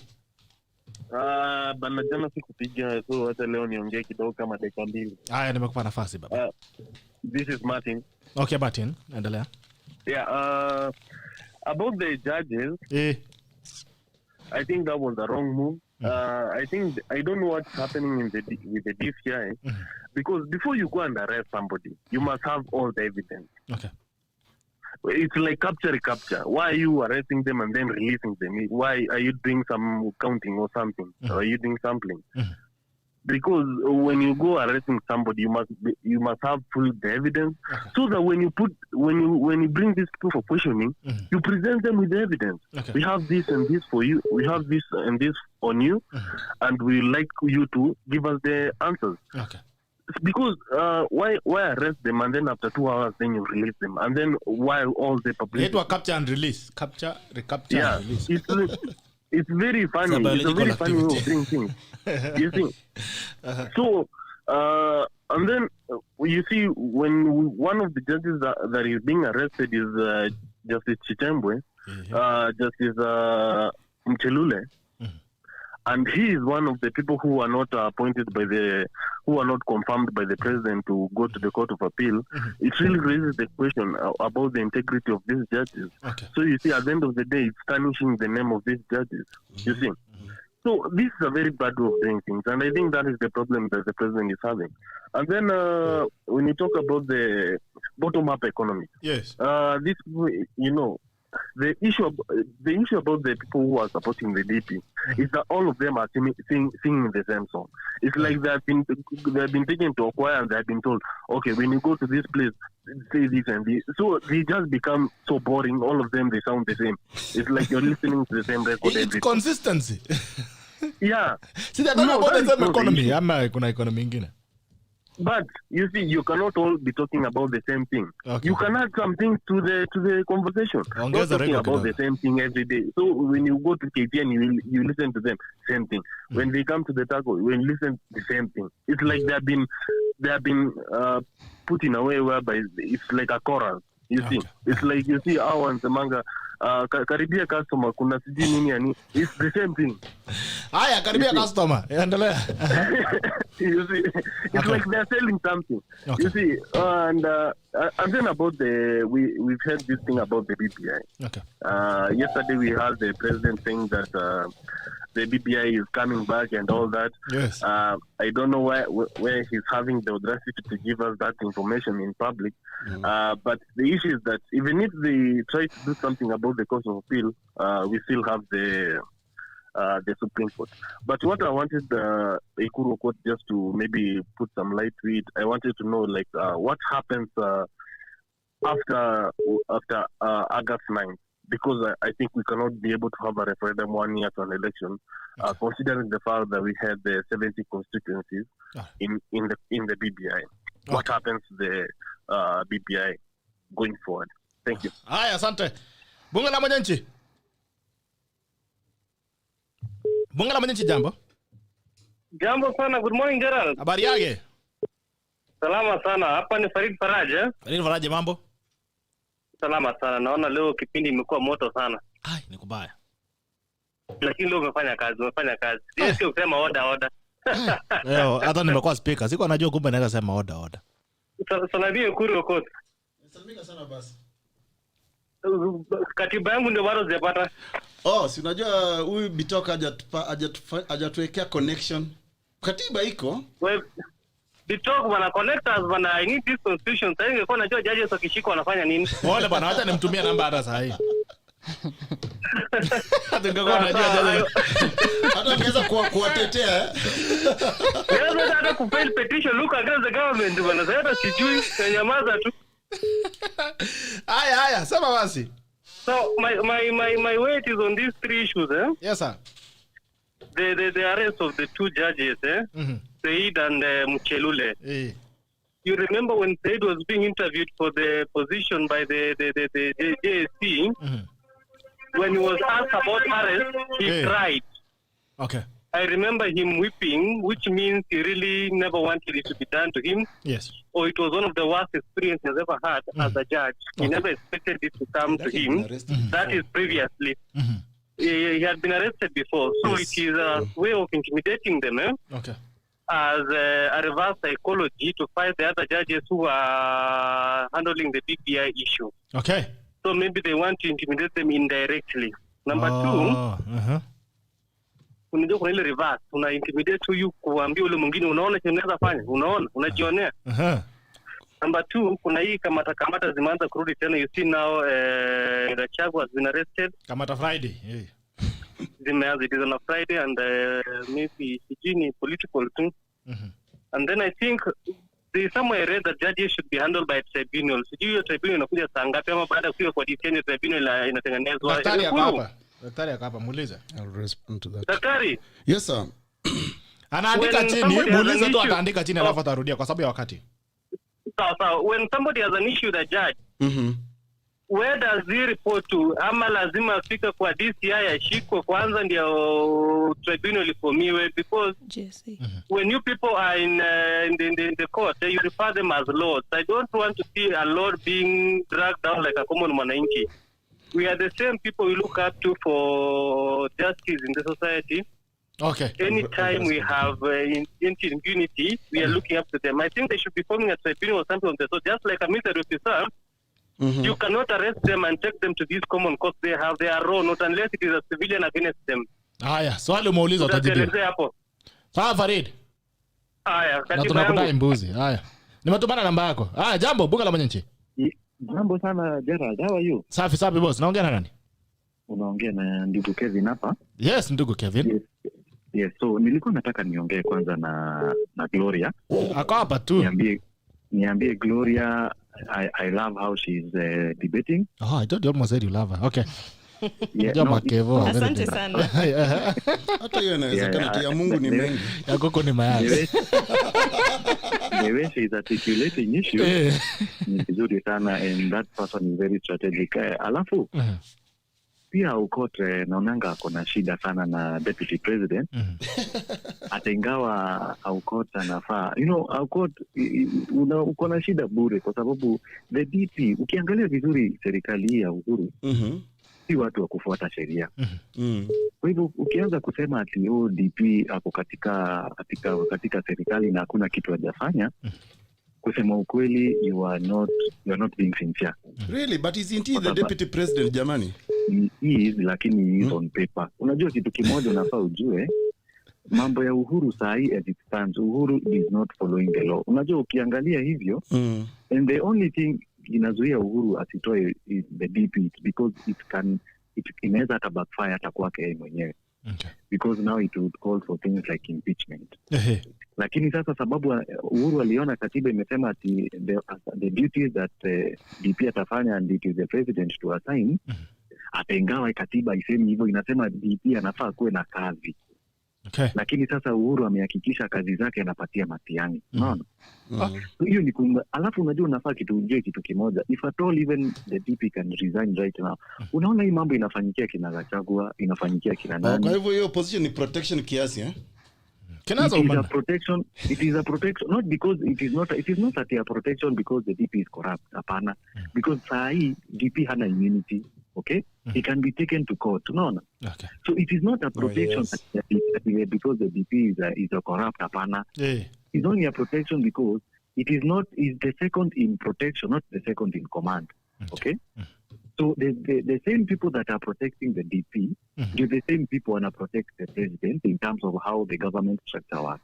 Okay. Lakini kwa sababu the powers za DP zinajaribu kufungwa, ni wanamkataza hizi makazi, ndio mtu kama AUKOT akisimama anaona ni kama DP hana maana.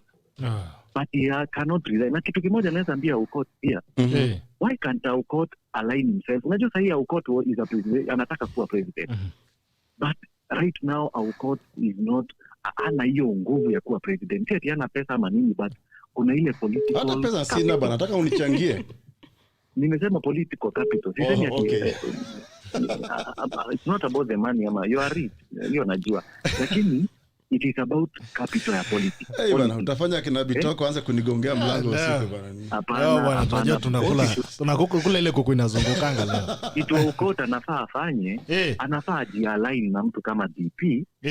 Ndio at least aweze kupata hiyo nguvu. Na unajua kitu kimoja, Kenya politics, siasa power inaachiangwa. People leave power to other people that have had power before kidogo. That's how things work. Alafu ya mwisho pia ningependa niambie, kuna msichana hapo Whitney, very beautiful guy. Thank you. Whitney, tafadhali, don't help the deep state kutunyanyasa tafadhali. You are a young person. I'm not helping the deep state. I'm not affiliated to the deep state. But hata kama, look at what these people are doing, kusema ukweli. Look at what these people, the country now is being run by, unajua, the police should not be, they should be enforcers of the law, but not the law itself. Okay, that's true. Sawa Kevo. Now, so that's my point. Now, let's have integrity, kusema ukweli. Let's support the winning, let's support a change and a revolution. Tutoe uhuru mara moja na hii. Uhuru asimami boss, Kevo, uhuru asimami. Hata kama bunga la mwananchi. Bunga la mwananchi jambo. Habari asubuhi. Safi boss, mambo. So safi. My name is Erickson. Sasa. Yes, Erickson. A lot has been said on the show, so I'll not dwell so much on it. I'll just advise Gloria. Okay. She should read a book called by Joe Hamisi that was banned in Kenya. It's called 54 Years Looters and Grabbers. On the same note, I'm very saddened by seeing the youth of my age and generation supporting the very people who have stolen their future and their children's future. I think this country needs a paradigm shift. Yes, and the youth are the problem. Really? We are setting this the furnace fire by fanning it by supporting the type of characters that are the problem in this country for a long time. Okay. Also, on the same note, it is very saddening to see that instead of us the youth offering ourselves for leadership, we are holding on to the courts of our grandfathers. That's all. Asante ndugu yangu Erickson. Straight to the point. Omuzungu. Jambo. Although the youth we have offered ourselves. I don't know whether you bunga la mwananchi. Yeah. Habari yake? Niko mzima. Sema dadi. Naongea na nani? Unaongea na Limeko hapa na kwa msoma Turkana. Sema bwana habari yake ya Turkana.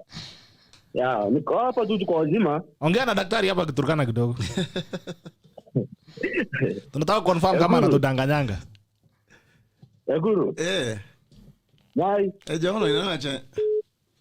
Amna je. Ala lo Turkana buntorio. Turkana ndo baje kloima. Pare Turkana kai nai. Amro baje giye katenya jagon. Jaga la kara.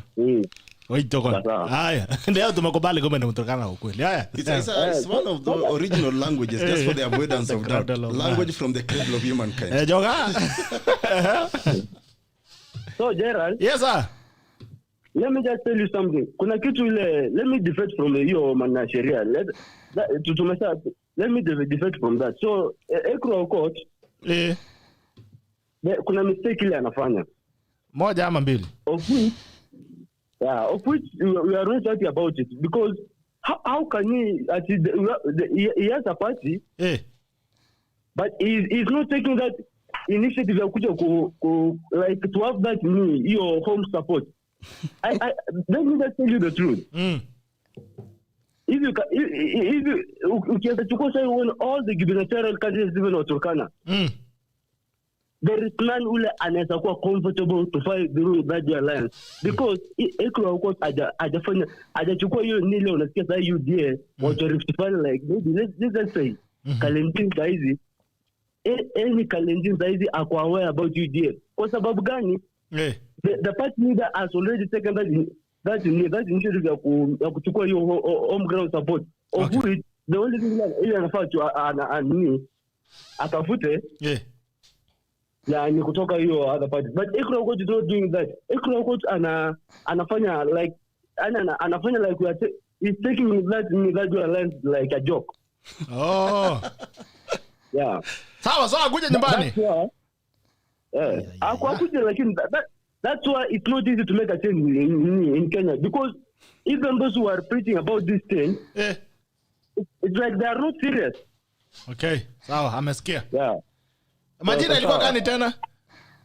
Ali Michael, sawa, asante sana ndugu yangu. Salimia watu wa Turkana. Sasa. Thank you. Advancing tribal politics. Haya, nasikia mambo ya watu wako wa Turkana.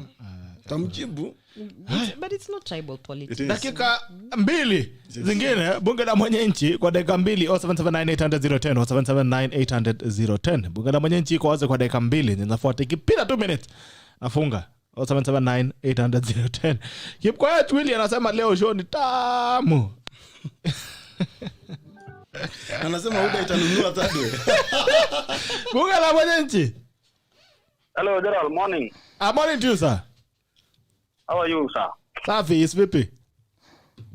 Aaron hapa. Mambo Aaron? Salamia wangwana hapo. Uko na maji utumii? Sorry? Uko na maji yenye utumii? Maji? Haya, ningekuomba nizime moto. Endelea. Haya, sasa hii mambo ya kamata. Ya Ijumaa. Hii ya Friday. Unajua former CJ alituambia maana kushikashika watu. Hii isaidii. Hii kuweka watu ndani ndio kama una punish people. In fact, unaona venye wanakamata Kashagwa. Those guys are campaigning for him. Ala? Wanamsaidia ku campaign kwa sababu unajua atapata ile inaitwa sympathy. Okay. Juu sasa unajua shida. Naona DCI. Unajua when you are, for example, if you are investigating a case worth billions of money. Na labda hata hamna vifaa. Okay. Because these people, unajua mtu anasikia ameiba billion. Kwa si mtu hivi bwana. Kabisa. You need to have smart people who are going to investigate those things. Lakini unapatanga wanashika tu kwanza, wanaweka mtu ndani, then baadaye wanaambia okay, let in evidence. Haya, point nyingine. Mbakisha sekunde 30. Point nyingine I think sina mengi leo. Asante. Leo jana bana nilichanjwa. Jana ulichanjwa lakini Yesu ni Bwana. So umepona? Nilichanjwa sana naomba Mungu. Unasikia aje? Bana, wacha tu. I don't want to discourage people. Labda ulidungiwa maji. Nasikia kuna uwezekano watu wanakula maji ya vaccine. Simu ya mwisho bunge la mwananchi. Jambo bunge la mwananchi. Bunge la mwananchi. Huyu ni mtu wa UK. Ngusha simu. Haya. Uko na mara ya mwisho kwa sababu wewe ni mtu wa diaspora. I'm giving you last opportunity. Bunge la mwananchi. Hello. Bwana Gerard kutoka mambo. Habari yake ndugu. Mzuri sana. Umepotea bwana. Tangu tuseme tunataka mbuzi ya nini ya Edu ulipotea ndio umerudi. Karibu tena. Hezi kosekana bwana. Edi hapa. Na toka. Jor nyai. Mambo bwana. Yes. Sasa mimi nilikuwa nataka. Unajua jamaa? This guy comes from Baringo, is in the US and he's doing a lot of work at the ground. Right. He's actually like a Kikuyu. Umesikia anaongea kale. Yes. Haya. I remember. So, bwana Gerard. Yes sir. Leo mimi nataka kwanza nirudishe shukrani kwa watu wa Kiambaa na watu wa Mbuga kwa kuchagua mbunge na ndio wao ambao walikuwa.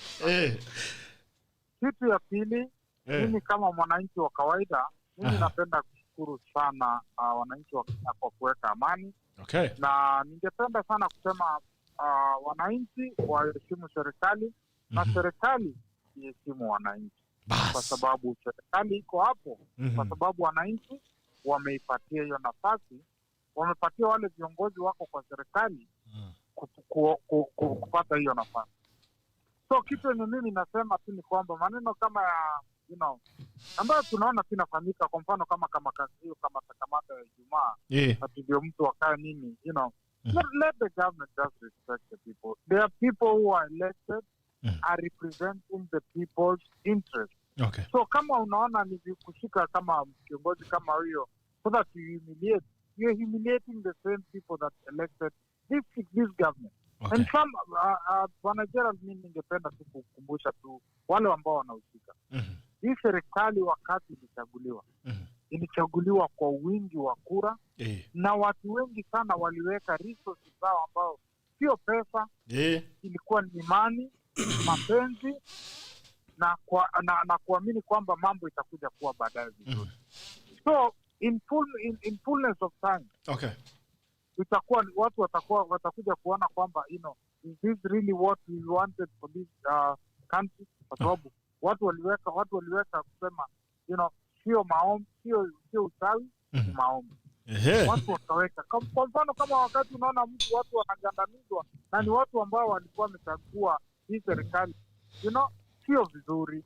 Okay. Tuseme tu serikali iheshimu wananchi.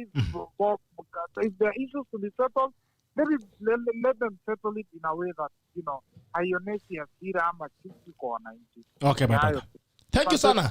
Sana ndugu yangu, naendelea kufanya ile kazi nzuri unafanya na bado tunangoja mbuzi yetu. Mimi ni Bishop ndio tuiombe. Haya, asante. Sana kuwa na wakati mwema. Thanks bro. All the best. Haya, bunge limefungwa. Asante sana kwa kutufungia bunge siku ya leo. Acha turudi hapa tusikie, sijui kama mmekuwa mkichukua note. So ndaanza na pale. Nianze na Kuru. Acha nianze leo. First of all, acha nianze na jamaa wangu kutoka nyumbani. When we started Third Way Alliance Kenya, the philosophy was really about alternative leadership for this country. Okay. Because tuliangalia the way political leadership in Kenya inaongozwa. First of all, the people who are claiming they want to be the national leaders of this country are actually using their tribes as just as a stepping stone. Using their regions as a stepping stone. So we came from that philosophy where how do we create a truly national political party. Okay. Na hiyo imaanishi ati watu wa Turkana waweze kunisupport wakitaka kunisupport. Lakini I will not want Third Way Alliance Kenya to be seen as a Turkana party first and foremost. Just like the same way ukiangalia saa hizo ODM unasema tu hii ni Luo Nyanza mainly, although wako na support pia nationally. Ukiangalia UDA tuanze na Rift Valley kwanza. That is not true. No, I'm giving you perspective, Gloria. Ukiangalia Jubilee majority unaona ni kama Kikuyu land, Mount Kenya. That's why unasikia history ya Mount Kenya.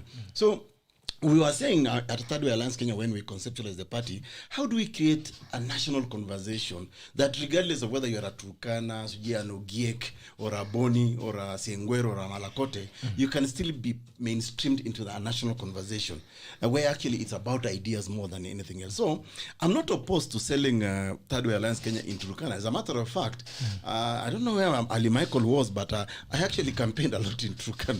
Probably than all the presidential candidates actually. I went to all the parts of major towns in Turkana. I was in Lokitang, Lokichogyo, Kakuma, Lodwa, Lokichar, Lokori, Kapedo, Katilu. I went to all those parts. So I promoted the party even in my own backyard. But the philosophy of Third Way Alliance was, let's do something different from the way these other people are doing. I know the real politics in Kenya is start with your tribe. But see, the danger of that, Bitok, is that once you get into leadership, you take the tribe and the region where you come from to that leadership position, which is supposed to be national. And that's why umeona leo hii kuna kwa na hiyo malumbano ati lazima mtu wetu aingie state house. Mtu yetu akiingia unga iongezeke kwako, rent bado unalipa, bado una hustle, bado utaongea mambo sijui ya bottoms up, even when mtu yenu ako ndani. Kwa mfano kama saa hizi when I talk to my Modoniwas, si bottoms up bwana, bottom. Unajua bottoms ni nini? bottom up. Wajua Kiingereza. Unajua mimi I went to school in Turkana. Ulikuwa unasoma Kiingereza chini ya miti. Nisomea kwa dirisha ukichunga mbuzi. No, at the same time upepo inakuja saa Kiingereza nusu inaingia. Nusu unasikia kama fununu. So I was saying, but then, and this is I think I hope we can have time actually to discuss this even going forward, because it's a heavy Michael is raising a very fundamental question. How do we change the way we do our politics so that today, just because that EKURU AUKOT is a president of the Republic of Kenya or Gloria, all the Kisis or the Turkanas now will see presidency ni yetu.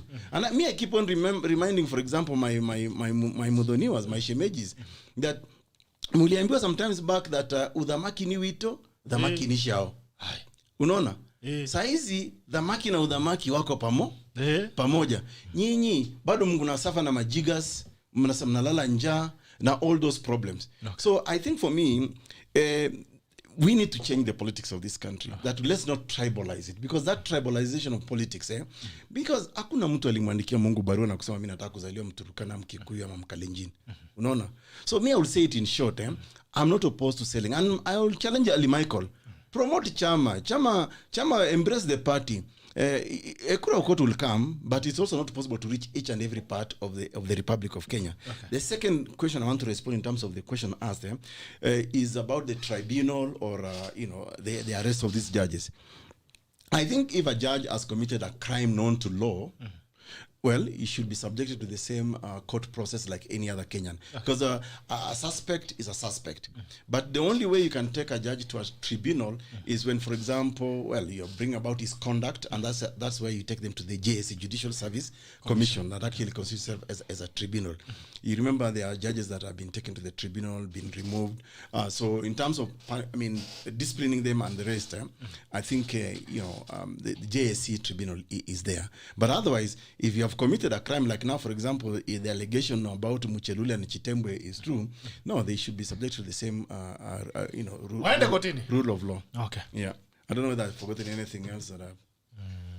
I think those are the two questions asked. No, but before you go, that's a question also that we go around. Now, this African court has ruled that actually countries are free to postpone elections because of COVID-19. No, that's not true. I mean, in the context of Kenya, unless then actually it's say for example, it's an act of God. I say two things to that. First of all, I know. First of all, our constitutional timeline and date. I mean, election date is actually a constitutional timeline. Okay. So you cannot change it. Even these people, BBI, who keep on saying that, let's postpone it.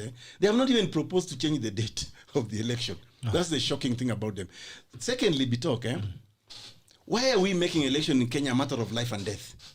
You see, that's part of our problem. Okay. It's a matter of life and death election. That's why Kenya's election is one of the most expensive.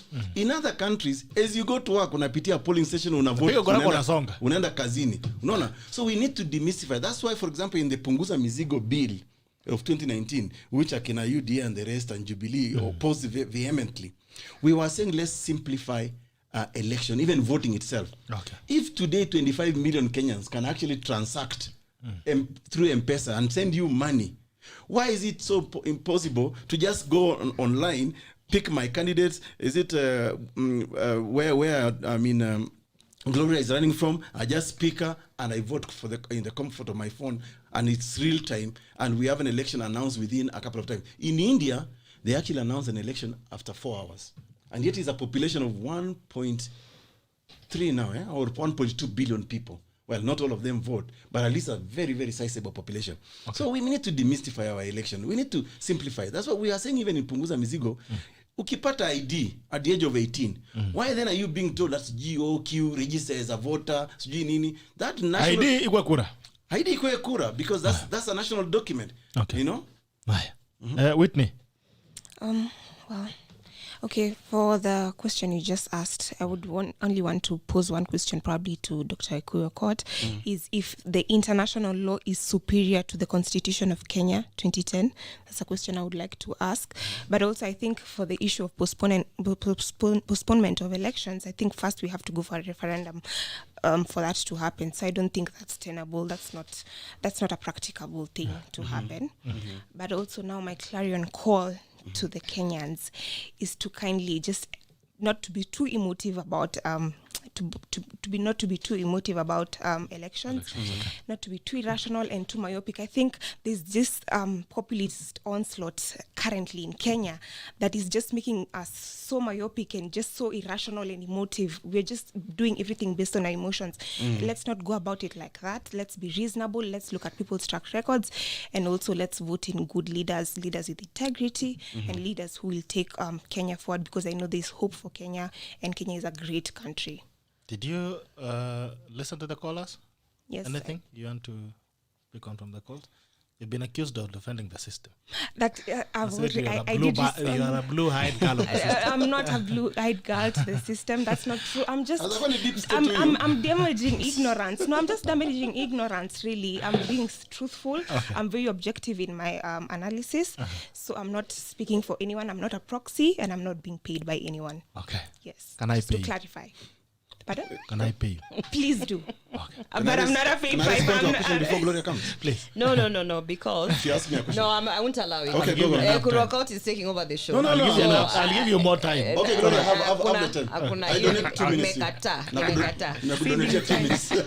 I want to pick up on one thing, first of all, before I go to the callers. You know, you can't tell Kenyans not to be emotional and myopic and what about elections. Because remember, chapter 1 of our constitution says the power is with who? It's with the people. And these people who you are talking to tell to not be too emotional must be emotional and passionate and whatever it is that they want to be according to their freedoms, because elections is not just about voting in a person who will go in and sit and get all these privileges. It's about they are Kenyans. Actually, we think that maybe when I put in Gerald Bitok, leo maisha yangu kutoka leo nitaomoka. So you cannot ask me not to be emotional about that. You cannot ask me not to be passionate about that, because I have to be, as an active citizen, passionate about the things that affect me. And politics in itself, when someone says we can't be politicking day in, day out, excuse me, when you get out of this studio and get into your car, you are politicking because the fuel was already discussed somewhere, and that was politics. When you walk to wherever it is you're going, kama you are an accountant or whatever, before you even enter that building, do you know you're participating in politics? Because that building exists and they pay certain things to the government, to these certain councils and whatever. That is, politics is everything. You wake up in the morning, you put your feet down on the ground and you want to shower. Do you have water? Ukona maji kwa nyumba yako? Politics, my friend. That is politics. So you can't say we can't be politicking day in and out. In fact, what we should be doing, from the moment we finish elections, we should be politicking.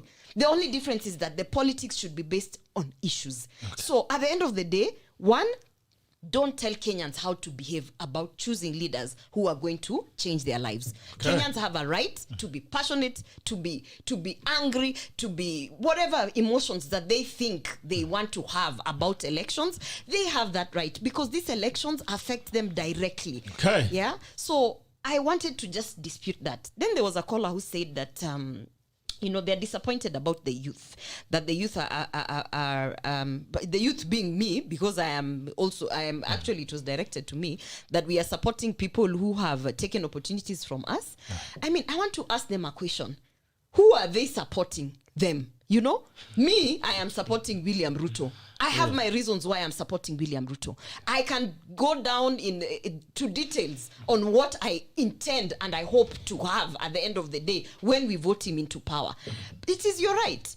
It is your opinion. I mean, if you want to go and support Mudi Awori to be the Cabinet Secretary of Youth Affairs and you have business justifications on it, it is your right. Just come and tell us, I'm supporting Mudi Awori to be the Cabinet of Youth Affairs because of ABCD. So when I come to studio and I tell you, sisi tuna support Hustler Nation ideology, because I truly, honestly and sincerely, deep down in my heart, believe that once we mobilize politics around these production groups, all of these production groups, if I list all the production groups down to whichever industry, you will see that 80% of the people participating in those production groups are youth. So I would be a fool as a youth advocate. I would be a fool as a youth advocate to say, mimi sitaki hiyo kitu kwa sababu ni William Ruto ana front.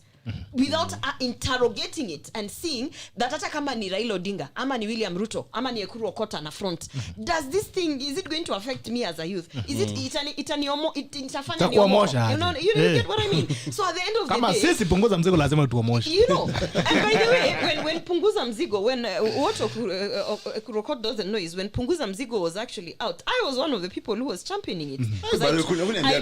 I truly believe I truly believe that we need to make government lean. For some of us who have been running businesses since 2007, I can tell you, to run a business, you always look at where can I cut costs? Where can I reduce my operational costs? That's true. So as a government or as a country, we should be thinking about running our affairs as a business mode. So that is why I supported Punguza Mzigo. And that is actually one of the reasons why I do not support the Building Bridges initiative. Okay. And you know, the funny thing is, I can be the number one beneficiary of Building Bridges initiative because, you know, for a fact, once I'm elected as MP in Bobasi constituency and so on do you know that I will be the cabinet secretary for youth affairs as an MP and as a cabinet secretary? Why would I be fighting this thing that is bringing me all this benefits? We will not give you 2 jobs. You'll either do one and that is the reason why MP, that is why I support BBI because I don't think that logistically and economically, financially, it makes sense to the taxpayer. So at the end of the day, even if I was to be a selfish leader, forget even that one being a double member of parliament and a cabinet secretary, I should be pushing for it because the gender thing. I can run for Senate in Kisii as a woman. I mean, I profiled myself to the level that if I go to Kisii, I can say, Mimi ni ule mwanamke wa BBI. But I also understand that it comes with burdens to the taxpayers, to the people that we want to represent and actually make sure they are not suffering the consequences of that. That is the reason why I say, interrogate whatever it is that is being presented to you. And if you see me speaking passionately about something, forget my allegiances, forget who I am supporting, forget who I appear to be fronting, but ask yourself, is what I'm saying making sense? Okay. Does it make sense that if we mobilize production groups as a youth, you will benefit? Of course it does. Okay. So at the end of the day, I'll say this. It is unfortunate for those who do not support William Ruto that the narrative he is selling actually resonates with the people. And it is unfortunate because how do you beat that? How do you come in then as Musalia Mudavadi and say, na William Ruto amekimbia hii kitu ya Hustler Nation, mimi nitaleta nini? You see him struggling with talking about the economy. And we are saying, Musalia Mudavadi, welcome to the Hustler Nation movement. Because what you are talking about is the Hustler Nation movement. So I know it is unfortunate for the other presidential candidates who never started early, who never hit the ground running. Now they are thinking, what will I sell to Kenyans? So can I respond to I want to give you an opportunity, guys, to tackle of the day. Across board. So maybe you're tackling the day, you can add something. So let me respond to Whitney's question first of all. International law or customary international law is not superior to the Constitution of Kenya. The Constitution of Kenya is the most superior document. That's why I think if you look at Article 2, sub-Article 6, I think if I'm not wrong, we have actually incorporated rules of international law and international as part of our laws, but they cannot be superior to us. Now, me as I finalize, there is one major point we need to address, and especially this for me is a message to the youth of this country and the people generally. And this is where UDA is deriving it is sort of what I would call quote unquote authority. You see, the leadership of this country for the longest time has deliberately not empowered the youth, women, and the majority of Kenyans. And because of that failure to empower them, they have created a desperate populace. And that's why politics in Kenya is commercialized.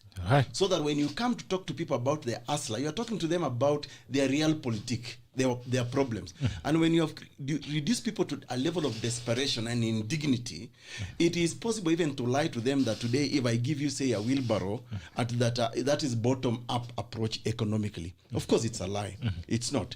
But see, if, for example, that governments of the day over the years had not, for example, collapsed public institutions, today it's possible to go to a public health facility and actually get treated. I remember when we were going to university back in the days 1993, I went to a dispensary. and got my medical results because that was a requirement. Leo hii huwezi enda ukienda unaenda kunakuta nini hata aspirin utapata. And that's because repeated governments in Kenya have actually collapsed public institutions. That's why today education is becoming very, very expensive and affordable. You know, private institutions are taking over. Ukienda today to a public health facility, the moment they know you've got a medical cover, they forgive you flat out. The only thing you'll get in a public health facility, for example, is first aid. And I can go on and on and on. Okay. So I think over the years, the leadership in this country have been so insensitive because they keep on talking to people, selling this hope that is never there. And because they cannot account, for example, for their action. And that's why for me, listen, somebody is telling me that I seem to be hating the deputy president. No, I'm not. I'm not. I mean, if you want to run for public office, we will ask you hard questions, right? You know, and part of the hard question for me is, yes, you want to run for president in Kenya 2022, but you've been part of a system that actually has impoverished Kenya. And I will still remind Kenyans, even the so-called people today is the one, is it Aka or Oka? They have been in government for at least 25-30 years. So if today they come and tell us that I want to be your president in 2022, it is well within our right to actually question their contribution. That's why for me, I will still question anybody from within Jubilee who says I want to be president in 2022, because I'm reminded this is a regime that came 2013. Actually, people voted for Jubilee thrice, 2013 and in 2017 twice. Okay. So in terms of legitimacy, in terms of popularity, let's grant them. Okay. But what about in terms of actual delivery of the political process? So when we question, we ask these hard questions. People should not say we are hating. We are only saying, no, convince us. Because, and that's why for me I was saying, if Gloria today was telling me that she wants to run for president, chances are very high I'll give her the benefit of doubt and probably listen to her, because I haven't seen her in government. I've not heard any political lies that Gloria has said, or Whitney. Hope that she won't start telling those lies next year when she becomes the MP for Bobasi. Because then that becomes part of the record why we must question you. You know, people have questioned me, my presidential candidature, based upon our performance in 2017. People have told me, EKURU, why should we trust you? Because in 2017, you quote-unquote legitimized the presidency of Uhuru Kenyatta when you actually went for the repeat election. But I keep on telling people, that's a good question to ask me. But as a lawyer who believes in the rule of law, who believes in the Constitution, we nullified the election. Okay. But we were also ordered to repeat the election in accordance with the Constitution and the rule of law. So I couldn't. I mean, I didn't legitimize anybody, but it's good for people to ask those hard questions. You know, somebody's even asking me here, Bitok, I don't know whether you've seen, at how many schools or water projects have I done in Turkana? You know, and I keep on asking this question. This is part of our problem, that we expect leaders to do those things that are our rights. Water is a basic right. This is the function of government. It doesn't mean we don't do a lot of charitable things. We do a lot of charity. I mean, again, I find it, very cheap. Cheap leadership. When you do something for community and people, you go on top of the highest building and announce that I've done this.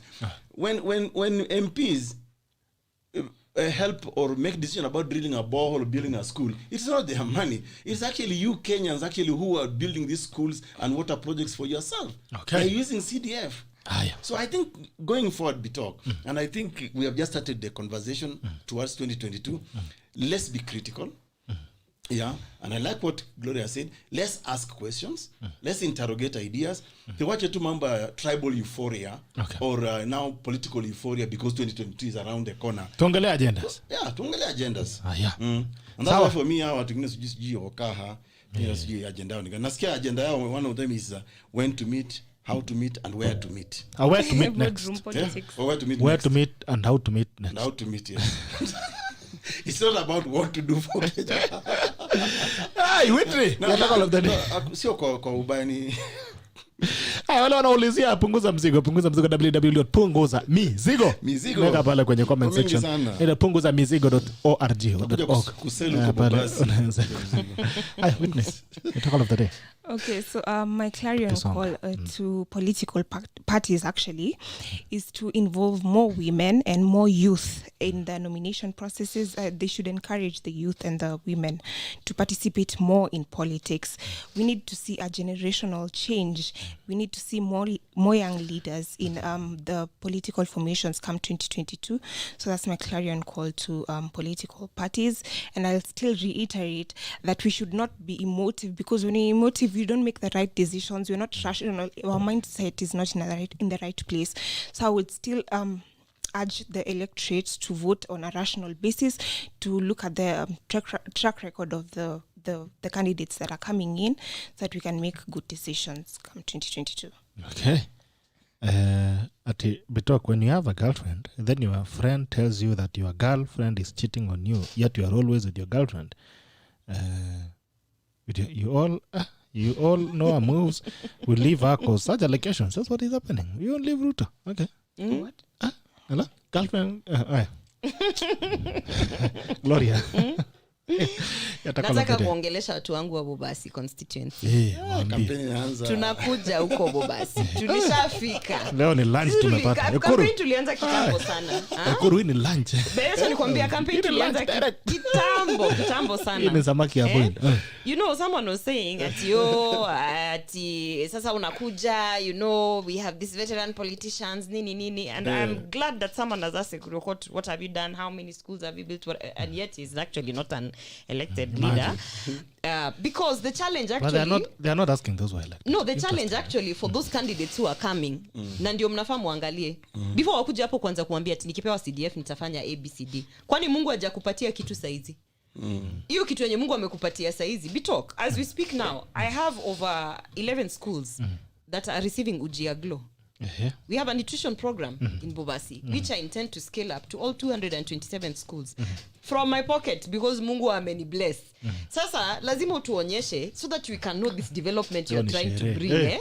This development you're trying to bring as a leader inakaaje, because maneno ya kusimama kwa podium kutuambia nitapata CDF nitafanya, no, we don't trust that anymore. People must demonstrate what it is they can do on a small scale so that we can trust them to put them in power. So watu wangu wa Bobasi, munajua Ujia Glo inacheza kama yeye. Munajua tuko na program ya youth where I actually train a lot of youth there on business skills, and then as well as help them set up small businesses. So when people are saying they don't understand what bottom up approach is, nini, sisi tuko kazini. Sisi tunafanya kazi. Okay. Wale ambao wanataka kungojea manifesto ati show me the manifesto, sisi tuko kazini. Nyinyi mkingoja manifesto, sisi tuko kwa ground, tunaonyesha watu bottom up approach is going to look like this from a constituent, from a ward level to a constituency level, county mpaka ikuje national forum. Otherwise tunaweza sema kazi ni kazi. That's where I want to finish it. Okay. And Bitok, what Gloria has just said. Natopata lunch. What Gloria has just said is a typical definition of corruption and a corrupt leader. A leader who wants to go into public office but uses personal resources to get there. Let me tell you, I'm not a prophet of doom. It's leaders like Gloria who, once they get into that position, they begin to recoup. You know, first of all, EKURU, atujuani hivyo. I have been in social enterprise work since 2007 for as long as I can remember. My first salary actually was around 37,000 Kenya shillings, and 10,000 of that went into community program. Let me speak. You've already called me a corrupt leader. I didn't say. So let me just tell you. I said what you described is a definition of corruption. No, some of us Bitok, what we have is we have been blessed with giving hearts. You understand? And if we have 10 shillings and we give 5 shillings, who are you to question why we are giving 5 shillings? You understand? So at the end of the day, don't equate a person who's willing to do community programs as a corrupt leader. In fact, if you ask me, wewe venye aliuliza EKURU, wewe mbona umefanya nini huko kwa mashule ndio kuja kutuambia tukuweke you become the president? Yes. First of all, I'm not serikali, and secondly, I'm typical the person who helps but doesn't blow my trumpet about it, because I believe. Then don't call those who help corrupt. Let me tell you, you need to call look this at other definition of corrupt, leadership and leaders. When the moment people, I mean, look at this all over the world. If you really want to support a political idea, an ideal, a political ideal. Mimi sijaomba EKURU AUKOT pesa. Mimi sijai. Hata mimi nilikuwa dictator. Wewe mwenye unapeana, unaweza puliza na tarumbeta yako. Mwenye EKURU mwenye anapeana yake pia anaweza nyamaza. Na Kenya inasonga. Kindly. That is how it should be. Kindly. Na mimi na pesa yangu naanza kununua tarumbeta nipulize bure. Haya, na by the way nimesikia Senate tutawafinya. Nasikia ati wanataka kuregulate social media ati they are being bullied. Tutawafinya. Senate si watoke kwa social media kama wataki. Uhuru alitoka. Alifinywa akatoka Rosafi. Ameenda. So senators, my friend. Pia watoke. Yes. Si lazima uone hizo vitu by the way. You can't take the hit in the kitchen, you step out. Sheria haitaki hasira. They are not leaders and they cannot take the hit, then they are not really. Imagine that you are being bullied on social media. Now they want to regulate complain on social media too. So who's losing more? Yeah, I mean, these guys, if you don't want to see these things, get out of social media. They can go. We don't come to your houses to give you news. The things we write, you come and read it. Anyway, kitu haitaki hasira. Sheria haitaki hasira. See you guys, it's been a pleasure having you. Thank you, ladies and gentlemen, for coming in. It's been a pleasure. This has been Sheria Wiki Hii on the taco. Thank you for the callers and the guys on YouTube. But now there's an announcement here from the UK. Vision Football Kenya, this is a guy in the UK. Amesema from London, I'm working on something that will change Kenya forever, and I want to break the news at Bitok Show once the travel restrictions in the UK are over. Hey, EKURU, tumeenda bwana London. Tumeenda London. Sasa just tuanze ile on the show road bana with the guys. Tunaanza. I think we have the first iko America, iko Australia bado hawajalift. So Australia iko. No, we also tunataka kuleta Bobasi. Tualike tukuje ground. Uko diaspora pia. We will come. Uko pia ni diaspora. Tualike tutakuja. Kunywa uji ya Glo. Asante sana, thank you guys. I'll see you again on Monday in the Common Sense edition. This has been Sheria Wiki. See you again. Enjoy your weekend and bye bye. Na sheria haitaki hasira.